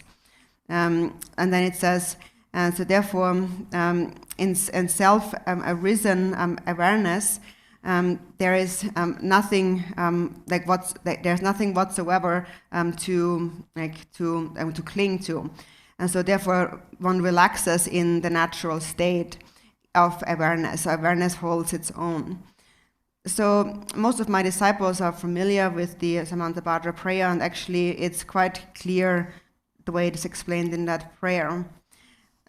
So that is the Mara of the Lord of Death. And then there is the Mara of the Son of the Gods, and the Mara of the Son of the Gods is overcome through the undefiled, unconceptual state of effortless state of needing nothing. So there's a defiled and an undefiled kind of happiness that we experience. So the demon of the Son of the Gods is striving after sensual pleasures which are contaminated or samsaric. And once one strives after that, then the undefiled happiness becomes overpowered by the defiled happiness. So once the undefiled happiness arises, one has no more need for any defiled samsaric happiness whatsoever. And so it arises from bodhicitta. So this demon is overcome through arising, the arousal of bodhicitta. Then there's nothing that one needs and nothing that one rejects. So there in the Samantabhadra prayer again it says, when desire arises, do not reject it, neither rejecting it, do not reject it, but also do not accept it and indulge in it. So without acceptance or rejection, the mind abides in its natural state, holding its own. So that implies that when sense pleasures arise, when attachment arises, it's not that they cannot be enjoyed or partaken, but one should not develop clinging attachment to the sense pleasures, but see them as illusory, and just like a rainbow in the sky without any fixation to them. So then one may enjoy them if there is no attachment. If there's no attachment, one is content either way, whether they are present or whether they are absent. So if you read the lineage application in the Vajrakhilaya practice, it's quite clear the way that it explains the four maras. And so then when you reflect on the four maras, then you realize through really understanding its nature that this is the nature of all sentient beings in the six realms. There is no one who is not pervaded by them, pervaded by such suffering. So it says the hordes of Mara are defeated. The hordes of Mara are defeated, again, according to the sutra path, for example, through various sorts of samadhi, various ways of mindfulness and so on. But in any case, so these are the four demons. This is how we need to understand them. But in brief, what a demon is, whether it's from the sutric path or the Chöd practice and so on, a demon is in brief something that leads to suffering. It brings about suffering. So that's really what we need to become liberated from, what we need to defeat. And so when you realize that the nature of mind is just like space, you overcome the afflictive emotions. Within space, for example, there is no suffering. We want to be free of suffering.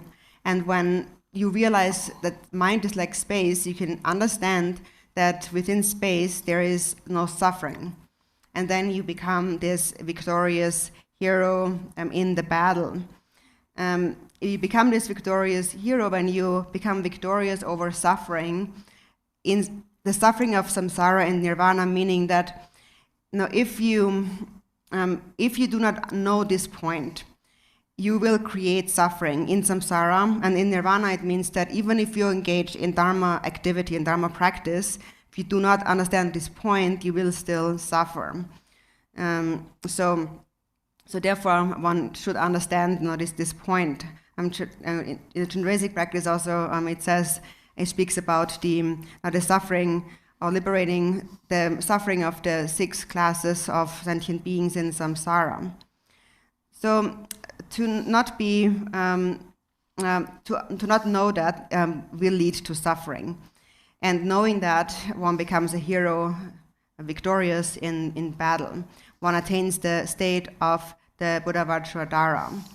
So that is the ultimate accomplishment. And then the way in which we accomplish it is, for example, explained very clearly in the lineage application of the Vajrakhilaya practice, the verses on the foreign demons. So if you actually even use your intellect to make sense of it, it really actually stands to reason that when you really think about it, this is really how you can become liberated from suffering. So to understand it, you should look at your own mind, your own experience. Is it really true that if I do this, that I will become liberated from suffering or not? So if, then moving on to when we leave behind this body, and we bring with us the imprints of the body when we go into the bardo. So there is various imprints of heat and cold, and poverty, hunger and thirst, and so on. And so when this point is not understood, previously explained point, then one brings these imprints into the bardo, and then they manifest as the various experiences. But on the other hand, if one habituates to the rainbow-like form of the deity, then, for instance, Chandresic will appear in the bardo in just an instant. And then you abide within the space-like state that transcends birth and death, and wherein there is no suffering. So based on space, you can understand how that natural state of the mind is without suffering. So when you realize that the mind is not born and it never dies, you attain this state of bliss that is without any suffering. So again, if you really you really should think about it, and it should really make complete sense, also in a logical way. If you really understand that, then a real certainty will arise. So therefore, think about this over and over again. Think about the words and the meaning of these words, and then take the meaning of these words and experience them, by putting them into practice. And so then gradually you will be able to understand what that means, this defeating of the hordes of Mara and this Lama who is the victorious hero in battle. So for today, I stop the teachings here, and now Khenpo will continue with the Mani recitation.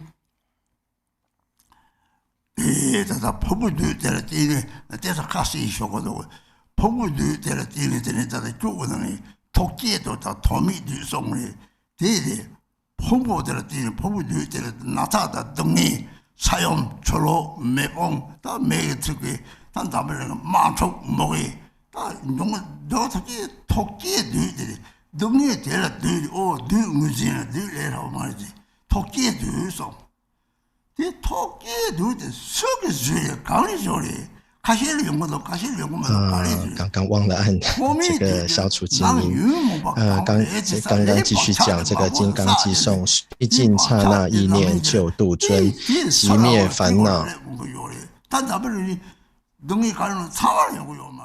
念头魔君众，永世善赞尊圣之上师，请不妨以自眼观之。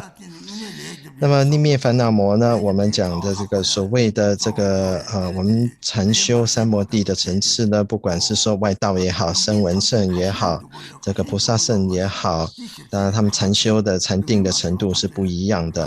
在密咒圣里面我们提到这个四魔，比如说在普巴金刚的法本里面讲到的四魔里面的运魔是来自于我们的身体，那在普巴金刚法本也是台湾佛学会这个编的这个普巴金刚法本第4页传承里面有破除运魔易守正本身。那么我们要知道这个这些如果说我们要此生如果要大家为了要生存呢，必须要努力来营生，那么找这个让这个要找食物啊等等啊，也因此而受苦，那必须要忍受寒冷啊这个燥热啊或者饥饿之苦。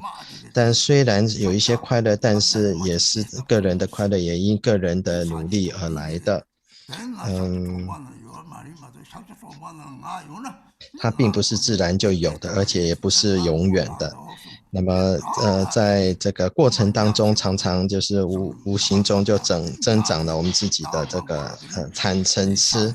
在佛子行37颂的第9偈有讲到三界乐如草头露，一瞬刹那毁灭法等等。我们要知道说，我们一般的烦恼可能是由贪欲先开始，然后再这个因为我们的嫉妒心或者是升起的嗔心，让我们造成更多的痛苦。那我们讲到说易守正本尊呢，我们把凡夫的这个色身把它成熟转化成本尊身，也就是空性，就好像彩虹身一样。如果成就之后，我们自然就不再需要世俗这种快乐了。那这第二个魔呢，就是所谓的烦恼魔，破烦恼魔真智乐空印。那么乐空是来自于每个烦恼的转化，这个把烦恼转化成一个智慧。我们的五烦恼有应对着5种智慧，然后最后呢是到的这个本初智的一个程度。当我们修气脉明点的时候，我们常常讲到是说，所有的欲望当中，我们的色欲是最难降服的。我们暂停一下。那么即使我们有时候可以暂时把它压下去，但是往往呢它会再升起，所以这个是很不容易降服的。在弥勒巴祖师当中的教法当中有讲到说，在乐中见空，然后我们的如果能够见到我们的空性，我们的明觉之心就慢慢会升起，然后产生的一种纯净的一种明觉，这个就是大手印。所以我们是有可能透过烦恼把烦恼转化成一种智慧的。第3种魔就是破持使魔或无使成无始受主。我们了知心的这个无始的这个特质呢，那么这个是很重要的，这是关键点，因为所有的众生都很怕死，但是我们如果了解说心是不会灭亡的，自然我们就不会恐惧死亡了。即使我们身体会毁坏，但是就好像一个衣服，这个一件旧衣服一样，对我们来讲相对不是那么样重要。如果说我们了解这个道理，心不灭亡的，就可以超越它。那因为我们主要知道心已经不会灭亡的。在中阴当中呢，我们一般的这个众生呢，在中阴阶段呢，每7天就会经历一次死亡的经验。那畜生道的这个动物呢，可能受生到不同的地狱。恶道的时候，到受生的不同地狱，可能是每日地狱或者是边缘地狱等等。那每天就生出来，每天在受地狱之苦，在死亡。虽然还在中阴阶段已经没有的色身，没有肉体，但是意识上以为还有这个肉体，而会继续遭受种种的这个痛苦，这个过程是不变的。但是如果我们了解这个道理的话，普贤王如来祈愿文有讲到三界不亦不恐惧，于五妙欲不贪恋，于自生无念，心事中无识声色无五毒，觉知光明无主治。所以如果我们了解是这个它的道理的话，我们又没什么好恐怖的。那大部分的弟子对普贤王如来祈愿文都非常的了解，它的文字也蛮直白的。那接下来讲到第4个魔，就是破天子魔，任运远正地。当我们在一个无念，是一个自然的一个无欲的状态，它那种快乐是没有办法可以摧毁的。那么一般呢，世俗的这种这个欲望呢，是一种染污的快乐，而且这种快乐也是不是长久的，是无常的。那当我们真正的降服了之后呢，那就可以经验到不可摧的这种快乐。这一些都是根源于我们自己的菩提心。那么我们也不需要任何事情，也不要去不需要任何事情的一种这种欲望，或者也不用去舍弃任何的东西。不管是执着或欲望升起的时候，不去执着它的这种经验，但是知道就是说，哦，这样子就是一个欲望升起的，就好像空中的彩虹一样，你就是如果不去执着的话，你就可以去享受它。是这种心态是有也好，没有也无所谓的。那么众生六道众生共同的苦，就是因为我们的执着要去牢牢的抓住它，那这样才造成许多的痛苦。那这个如果真能够这样做的话，能够把转烦恼魔到三摩地。在断法里面也讲到魔，4种魔为我们带来痛苦，但是我们必须要一一的来个降服。在虚空中呢是没有痛苦的，如果我们心的本性就是像虚空一样的，自然就没有痛苦。那如果能够真的到这种程度，这种境界呢，自己就已经成为战争中战胜的英雄的。如果了解这个道理，就可以克服；不了解就继续受苦。我们了解解脱轮回六道众生之苦，当不了解的时候，我们继续受苦；当我们了解的话，那我们就成为一个胜利者，一个持明者。我们可以用普巴金刚法本刚刚讲的这个法教来克服这些4魔，来解脱痛苦。我们要思维，我们真的这样做，我们在这个生活上世俗上的一些行业真的会受苦吗？那虽然我们在中阴当中这些一生生还是有身体的这种执着，还会感受到冷热的觉受。如果相对的我们在世的时候能够串习本尊的这个红身的时候，或许我们在中阴中阶段可以见到观音，然后我们得到解脱，这是超越痛苦，也超越生死了。如果我们真正了解心性的话，知道它是不生不灭的，自然就得到无苦的妙乐。如果了解这一点呢，我们自己的信心自然会增长，所以我们应该反复的思维，透过禅修的经验来体验，再加以练习。所以我们要思维，我们到底要怎么做才能真正的来克服降服我们的烦恼。Just to clarify that the concept of the Mara of the aggregates a little bit more. So in the Chut practice, the Mara of the aggregate corresponds to those two Maras really. There's the like substantial or tangible Mara, and then the intangible or insubstantial Mara. So for example, now regarding the Mara of the aggregate, which is the body. So because there is aggregates, because there is matter, we experience sickness and pain. And in this world, for example, there are earthquakes, there are floodings, and there are fires, there is disease, there's war, sickness, starvation, and so forth. War, like conflict between countries and so on. So that kind of suffering is related to the tangible Mara and also the Mara of the aggregates. So if you think about the actual suffering and the pain that people experience, you can easily understand what the Mara actually is. So this tangible or substantial Mara, what actually is that and who creates it?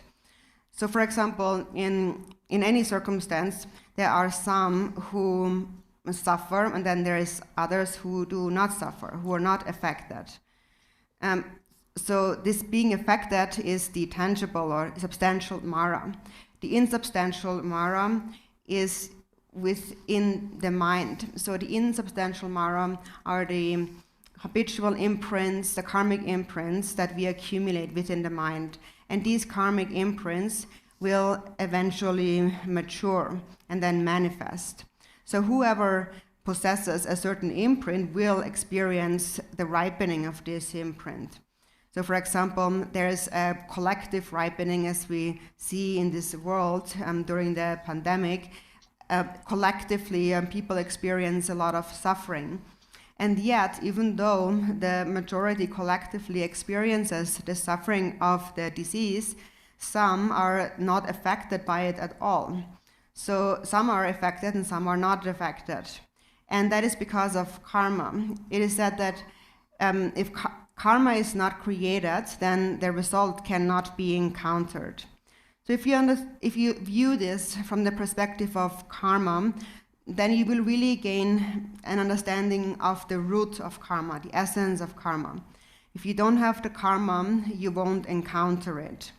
So reflect upon this, thinking that as you look around, there are some affected, some are unaffected. So think about it very carefully. And even in the midst of complete tragedy, there are some who continue to stay in a state of complete happiness. For example, there's one story I remember. I've heard something before about the First and the Second World Wars. So I heard that somebody told me that apparently Switzerland was not affected by any of those wars. And actually they said that Switzerland has not been in a war for 700 years. So they just remained unaffected by these tragedies. And however, so that's on the outer collective level. But then if you look inside, if you look more closely inside Switzerland, then you find all sorts of different experiences. There are some people who will still get sick, and some people who will have enemies, some people with obstacles, some people who experience all kinds of suffering, aging and death and so on. So if you look at it more closely, then you will still see that although overall, broadly speaking, the country has remained unaffected by the Great Wars, but on the inner level, people still experience suffering. And still people, for example, are killed or are abused and so forth. It's just that we don't hear about those things happening, but then they're still happening. So there is a coarse and a subtle level karmic ripening, but everything follows the law of karma. So this is how you can understand the Mara, the tangible Mara, and the intangible Mara. Also, when the Buddha Shakyamuni was alive, there was the King Majida's army was invading the Sakya clan, and so 500 Sakya warriors were killed, and their heads were chopped off. And so the Buddha at that day only had a headache, and so there was one who only had a headache. That was the Buddha who had a headache. And so then somebody asked, so why is it that you only had a headache? So then the Buddha explained the story about a previous life, where in the previous life there were 500 fishermen, and these 500 fishermen they caught a very large fish, and then they were feeding on that fish for many months, and every day slowly they would cut off a little bit more of the flesh. So for a very long time that fish was in really great agony. And at that time the Buddha was this boy who was not really directly involved in the slaughter, but he saw it, and for some reason he found it a little bit funny, and he laughed about it. And as a result of that, for his lack of compassion for the fish, since he was laughing, he had a headache on that day, but his head wasn't chopped off, and because he was not involved in the killing. So those 500 fishermen were the 500 Sakyas who were then killed by having their head cut off. And so that's the karmic ripening. There's this collective ripening, but then if you're not directly involved in this karma, but you're like observing it like this child, then finding it funny and laughing, then you have your own specific karmic ripening, like a headache from that. So that's also an example of the tangible or the substantial Mara. So in brief, whatever karma is created, the result will be experienced. So we can see there are earthquakes, there are floodings, and so forth in this world. So all of these tangible things are the tangible Mara, substantial Mara. And the insubstantial Mara are the afflictive emotions, the karmic imprints, these habitual tendencies arising in our minds each and every day. So it begins very small. For example, you have this like subtle anger forming in the mind, and then you keep thinking about it, and it grows stronger and stronger. So this is how you form these habitual karmic patterns in the mind. And then if you don't pay any attention to that and allow it to remain in the mind, one day the anger will become so fierce that you even want to kill somebody. So therefore recognize this habitual tendency in the mind and purify it when it just begins to arise, when it's still very, very small. And then habituate to that as it arises. Recognize that these imprints are not good, and if I keep thinking about it, it will only grow stronger and thicker. And once it becomes strong and thick, I will no longer be able to let go of it. And often in the end, people even commit suicide. So this is how you should understand Mara. So once you have understood that, you should know that this is what is meant with a Mara. So a Mara demon is not a person or some kind of being, but it's whatever creates some suffering, which really comes from your own mind, the afflictive emotions and the habitual patterns and so on.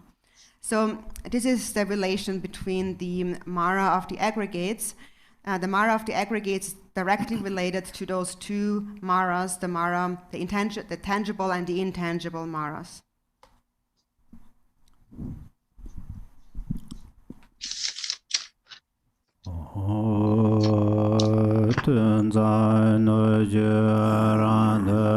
那么这个仁波切本来要讲完了，但是他又澄清了一点，就是对于运魔的这个部分，他要再继续加以阐述。他说在断法里面有讲到2种魔，有形跟无形的魔。那这个所谓的运魔在这边是有物体有身体的这种物质，那么他自然就会感受到痛苦啊、生病啊、战争啊、自然的灾害等等，风灾、水灾、地震等等的这种灾害的这种苦。那么，当我们去观到其他人或其他这种众生的苦所受的苦，我们就知道他们是原因是来自于哪一种魔。可是我们同时呢，我们也必须要了解，即使在同样的环境，但有人会受苦，有人却不会受苦。那相对于这个运魔这种有形的魔，还有一种是无形的魔，也就是我们心中所累积的业的印记。那有一天它成熟了，我们就受苦了。就比如说我们大家现在正在经验这个疫情的这种共业，所以绝大多数人都非常的辛苦，但是有些人却完全不受这种疫情的这个影响，这些都是来自于业的。如果说你没有这个业的累积的话，你自然就没有这种苦果。我们对于这个业的认识跟这个痛苦的这个本质应该如此的了解跟思维。为什么有些人会受苦，有些人却不受苦？在同样的情况之下，会有这样的差别呢？那即使在一个非常悲惨的一个普世的经验里面，也有人是不受苦的。比如说，有人告诉我，在第1次世界大战跟第2次世界大战的时候，瑞士并没有战争的发生。事实上，这个国家已经700年没有战争了，所以他们没有这种业的话，自然就没有战争之苦。可是即使如此，在这些生长在瑞士的人呢，还有其他的苦。虽然外表上没有苦，但是他们还有老病死的这种苦。所以外向上虽然没有，但是内心还是有苦。那这主要就是说，可能粗细的业的不成熟度不同程度的成熟，这些苦都来自于我们的业，由此而来的。那么在过去也有这个释迦牟尼佛时代的这个故事，就是马基九他在攻打释迦族的时候，释迦族的500个人就被砍头了，但是只有1个人没事，仅仅是有点头痛。那个人就是释迦牟尼佛世尊。那是为什么呢？就是过去世呢，有500个渔夫抓到一条非常大的鱼，那因为他们一下子吃不完，又没有办法把它这个就想说不要把它杀掉，但是每天就割一点点肉来吃，所以这只大鱼的每天都非常的痛苦。当时呢，有一个小孩子，他自己虽然没有吃，但是看到的这种情形就觉得有点好笑，他就笑了。在这个时刻呢，他自己失去了悲心，对于这个鱼子受苦的这种悲心。虽然他没有造杀业，所以他在这一世当时成佛的那一世他没有被杀，但是也因为他失去了悲心，而在那个时候他头痛了。所以当业生成了，就有的一个具体的经验，不管是有形的魔或无形的魔，那可能每天有不同的业在我们这个印记在我们内心慢慢升起，一点一点的累积，逐渐的变强。如果说我们不去注意的话，可能有一天会这个自己的嗔恨心非常的强到说想要杀人这样子的情况产生。所以这一点也是我们自己要很小心的。那么我们要串习见这些这些业的印记产生的时候，我们就知道说，哎，这个是不好的事，要赶快把它放下，要不然有可能这个痛苦大到会想要自杀，也是有可能的。我们要知道说，魔并不是外在具体形象的这个生物，而是说自己内在的这个印记跟串习，由此而来的这个业的串习跟印记而来的。那继续听这个堪布袋这个结行的部分。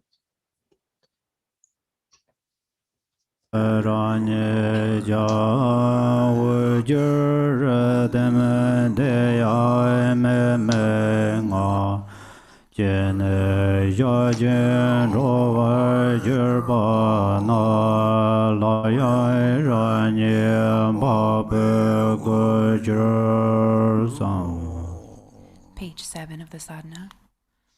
At the end of the session, the universe and beings melt into light and are absorbed into myself. I then melt into light and dissolve into the Hari. The Hari subsides into the natural state devoid of thoughts. I rest in it as long as it remains. When thoughts proliferate anew, I manifest again as the exalted Lord.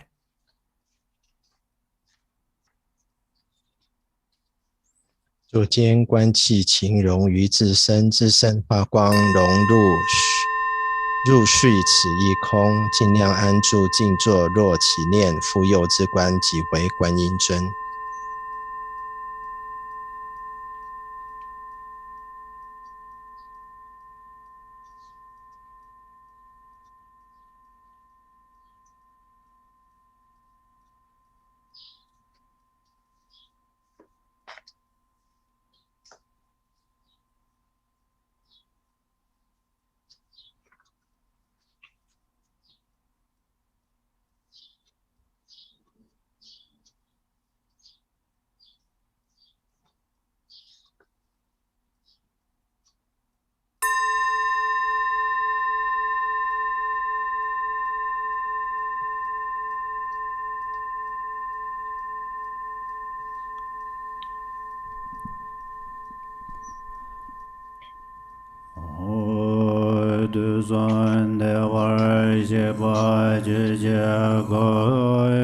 玛尼回向述证大德文，空丘觉所写：三世善世诸佛之法身，于诸六道众生观世音，犹如虚空遍满11面，七容无量光尊前顶礼。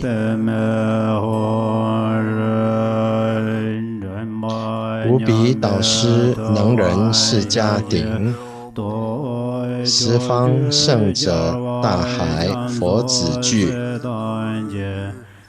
一切噶举上师供养云，六字真言精要愿升起。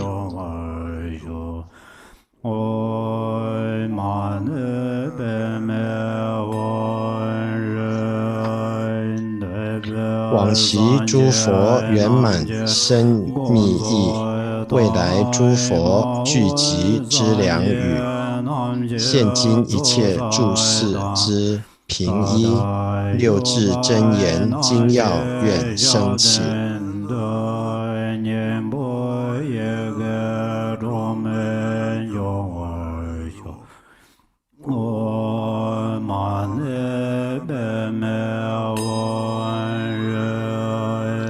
因习所结父母师尊缘，希求而依亲属亦有众，祈请护主观音为引路，加持往生西方极乐国。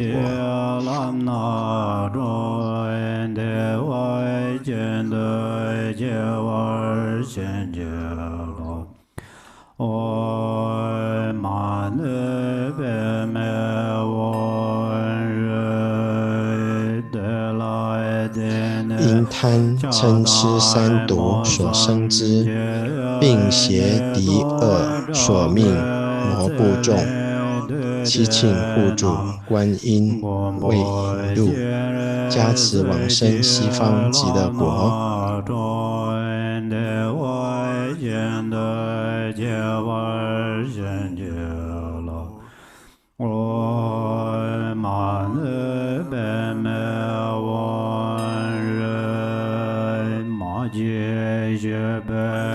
请求勿忘施主恩人语，言不忘之男女施主众，祈请护主观音为引路，加持往生西方极乐国。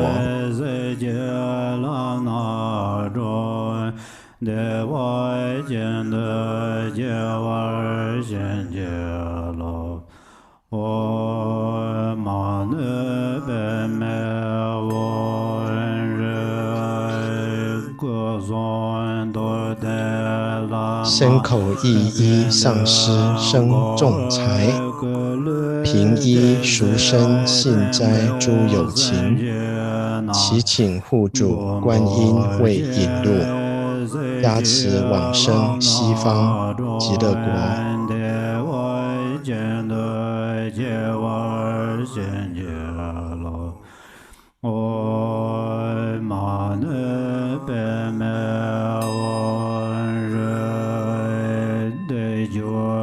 罪行君臣百姓与恶人，心怀无耻狡诈恶念重，祈请护主观音为引路，加持往生西方极乐国。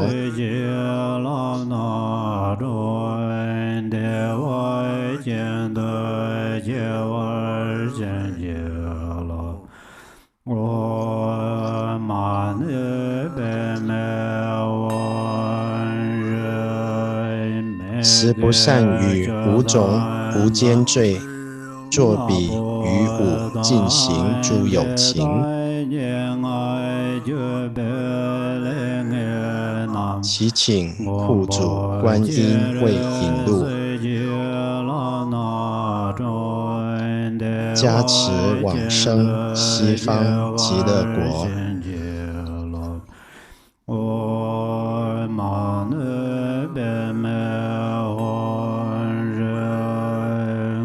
手中给予回向祈请语，受取使者食物诸亡灵，祈请护主观音为引路，加持往生西方极乐国。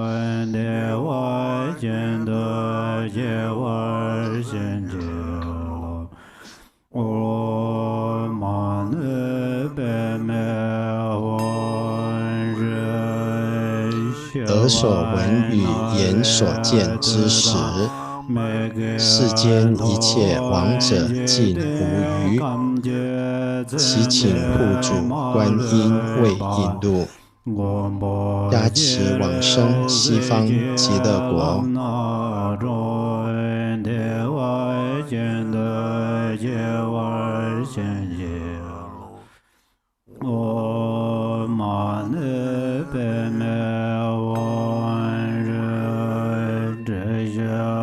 无善无恶漂泊中阴重，非时复死罪死逆死等，祈请护主观音为引路，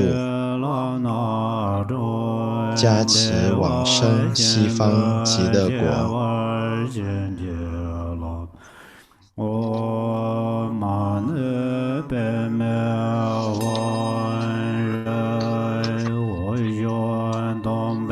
犹如慈母牛之奶庶者，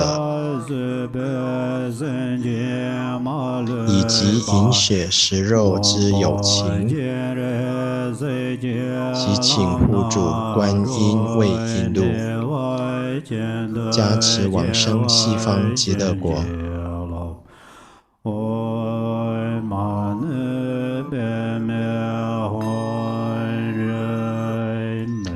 不堪负载其城其耳打，不堪穿鼻耕地犁田种，祈请护主观音为引路，加持往生西方极乐国。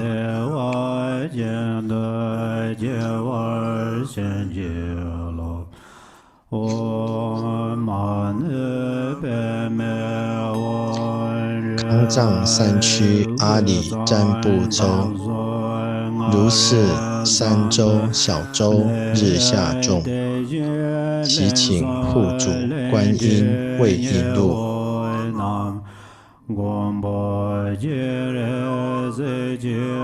加持往生西方极乐国。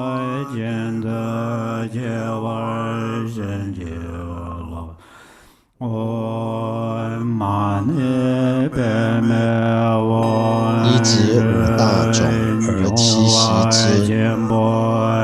有色无色大小诸有情，祈请护主观音为引路，加持往生西方极乐国。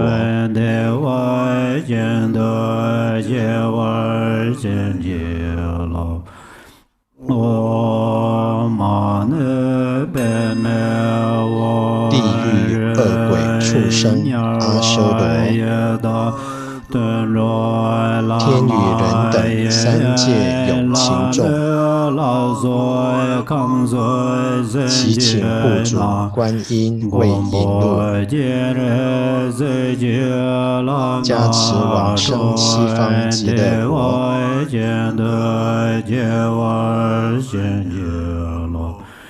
横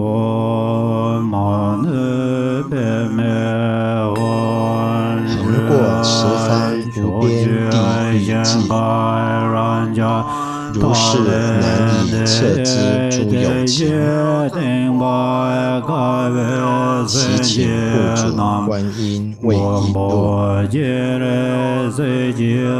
加持往生西方极乐国。金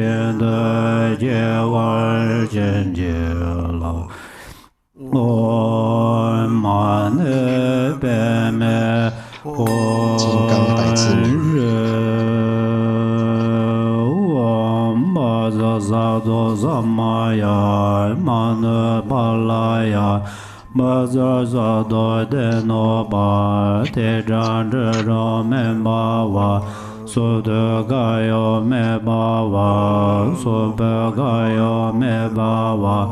Anarado me bhava sarva siddha membaya sarva karma suzame siddham shiryam guru hong ha ha ha ho bangaven sarva dadanga dambaza mamme menza baza bhava maha sammaya sadhu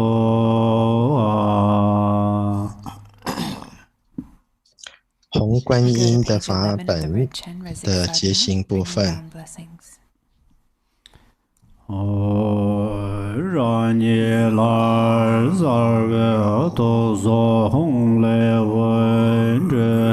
拉玛人真萨瓦僧杰托居格尔汤杰真的巴达尔觉呢。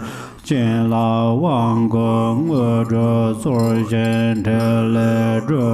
观天尊心命吽中放光，劝请上师持名三根本之心相续，从而一切犹如云罩般降临后赐予加持灌顶成就，并承办事业。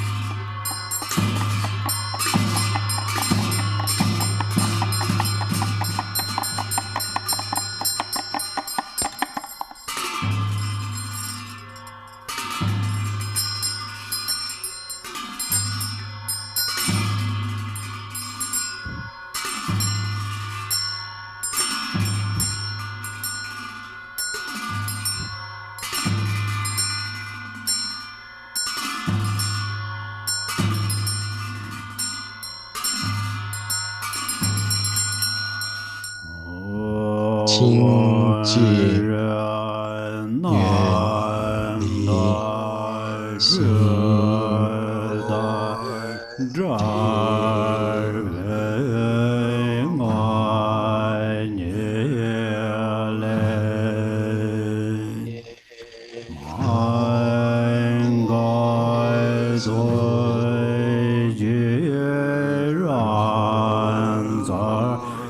做到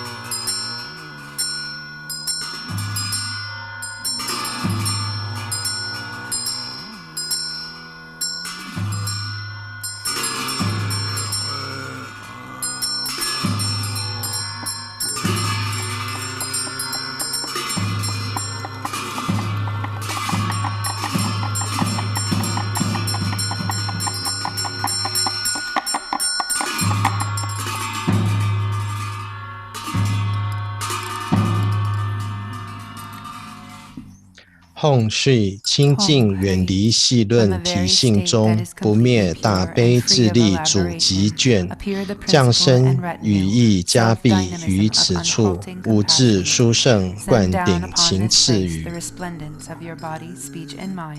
And grant the five wisdoms supreme empowerment. Om Mani Padme Hum Re Mahagarane Sarva Samaya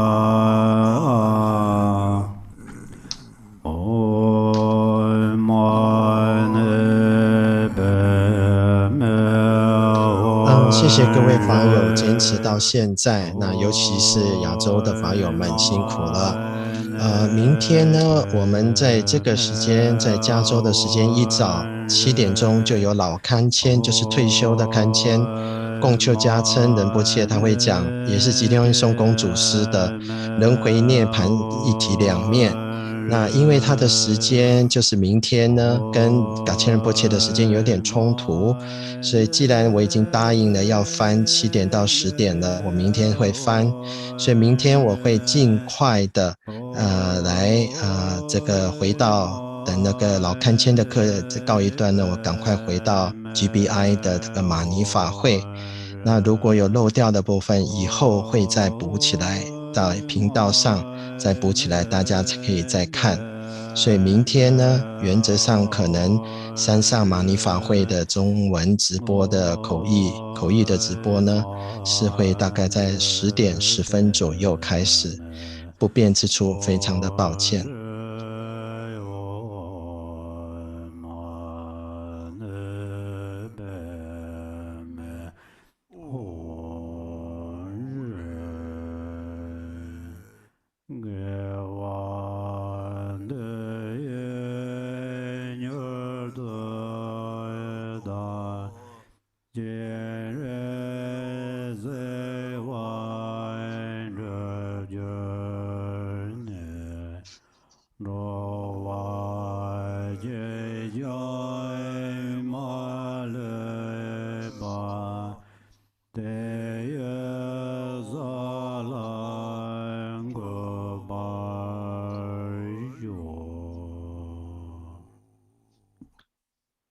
谢谢各位参加我们这次的修法跟上课。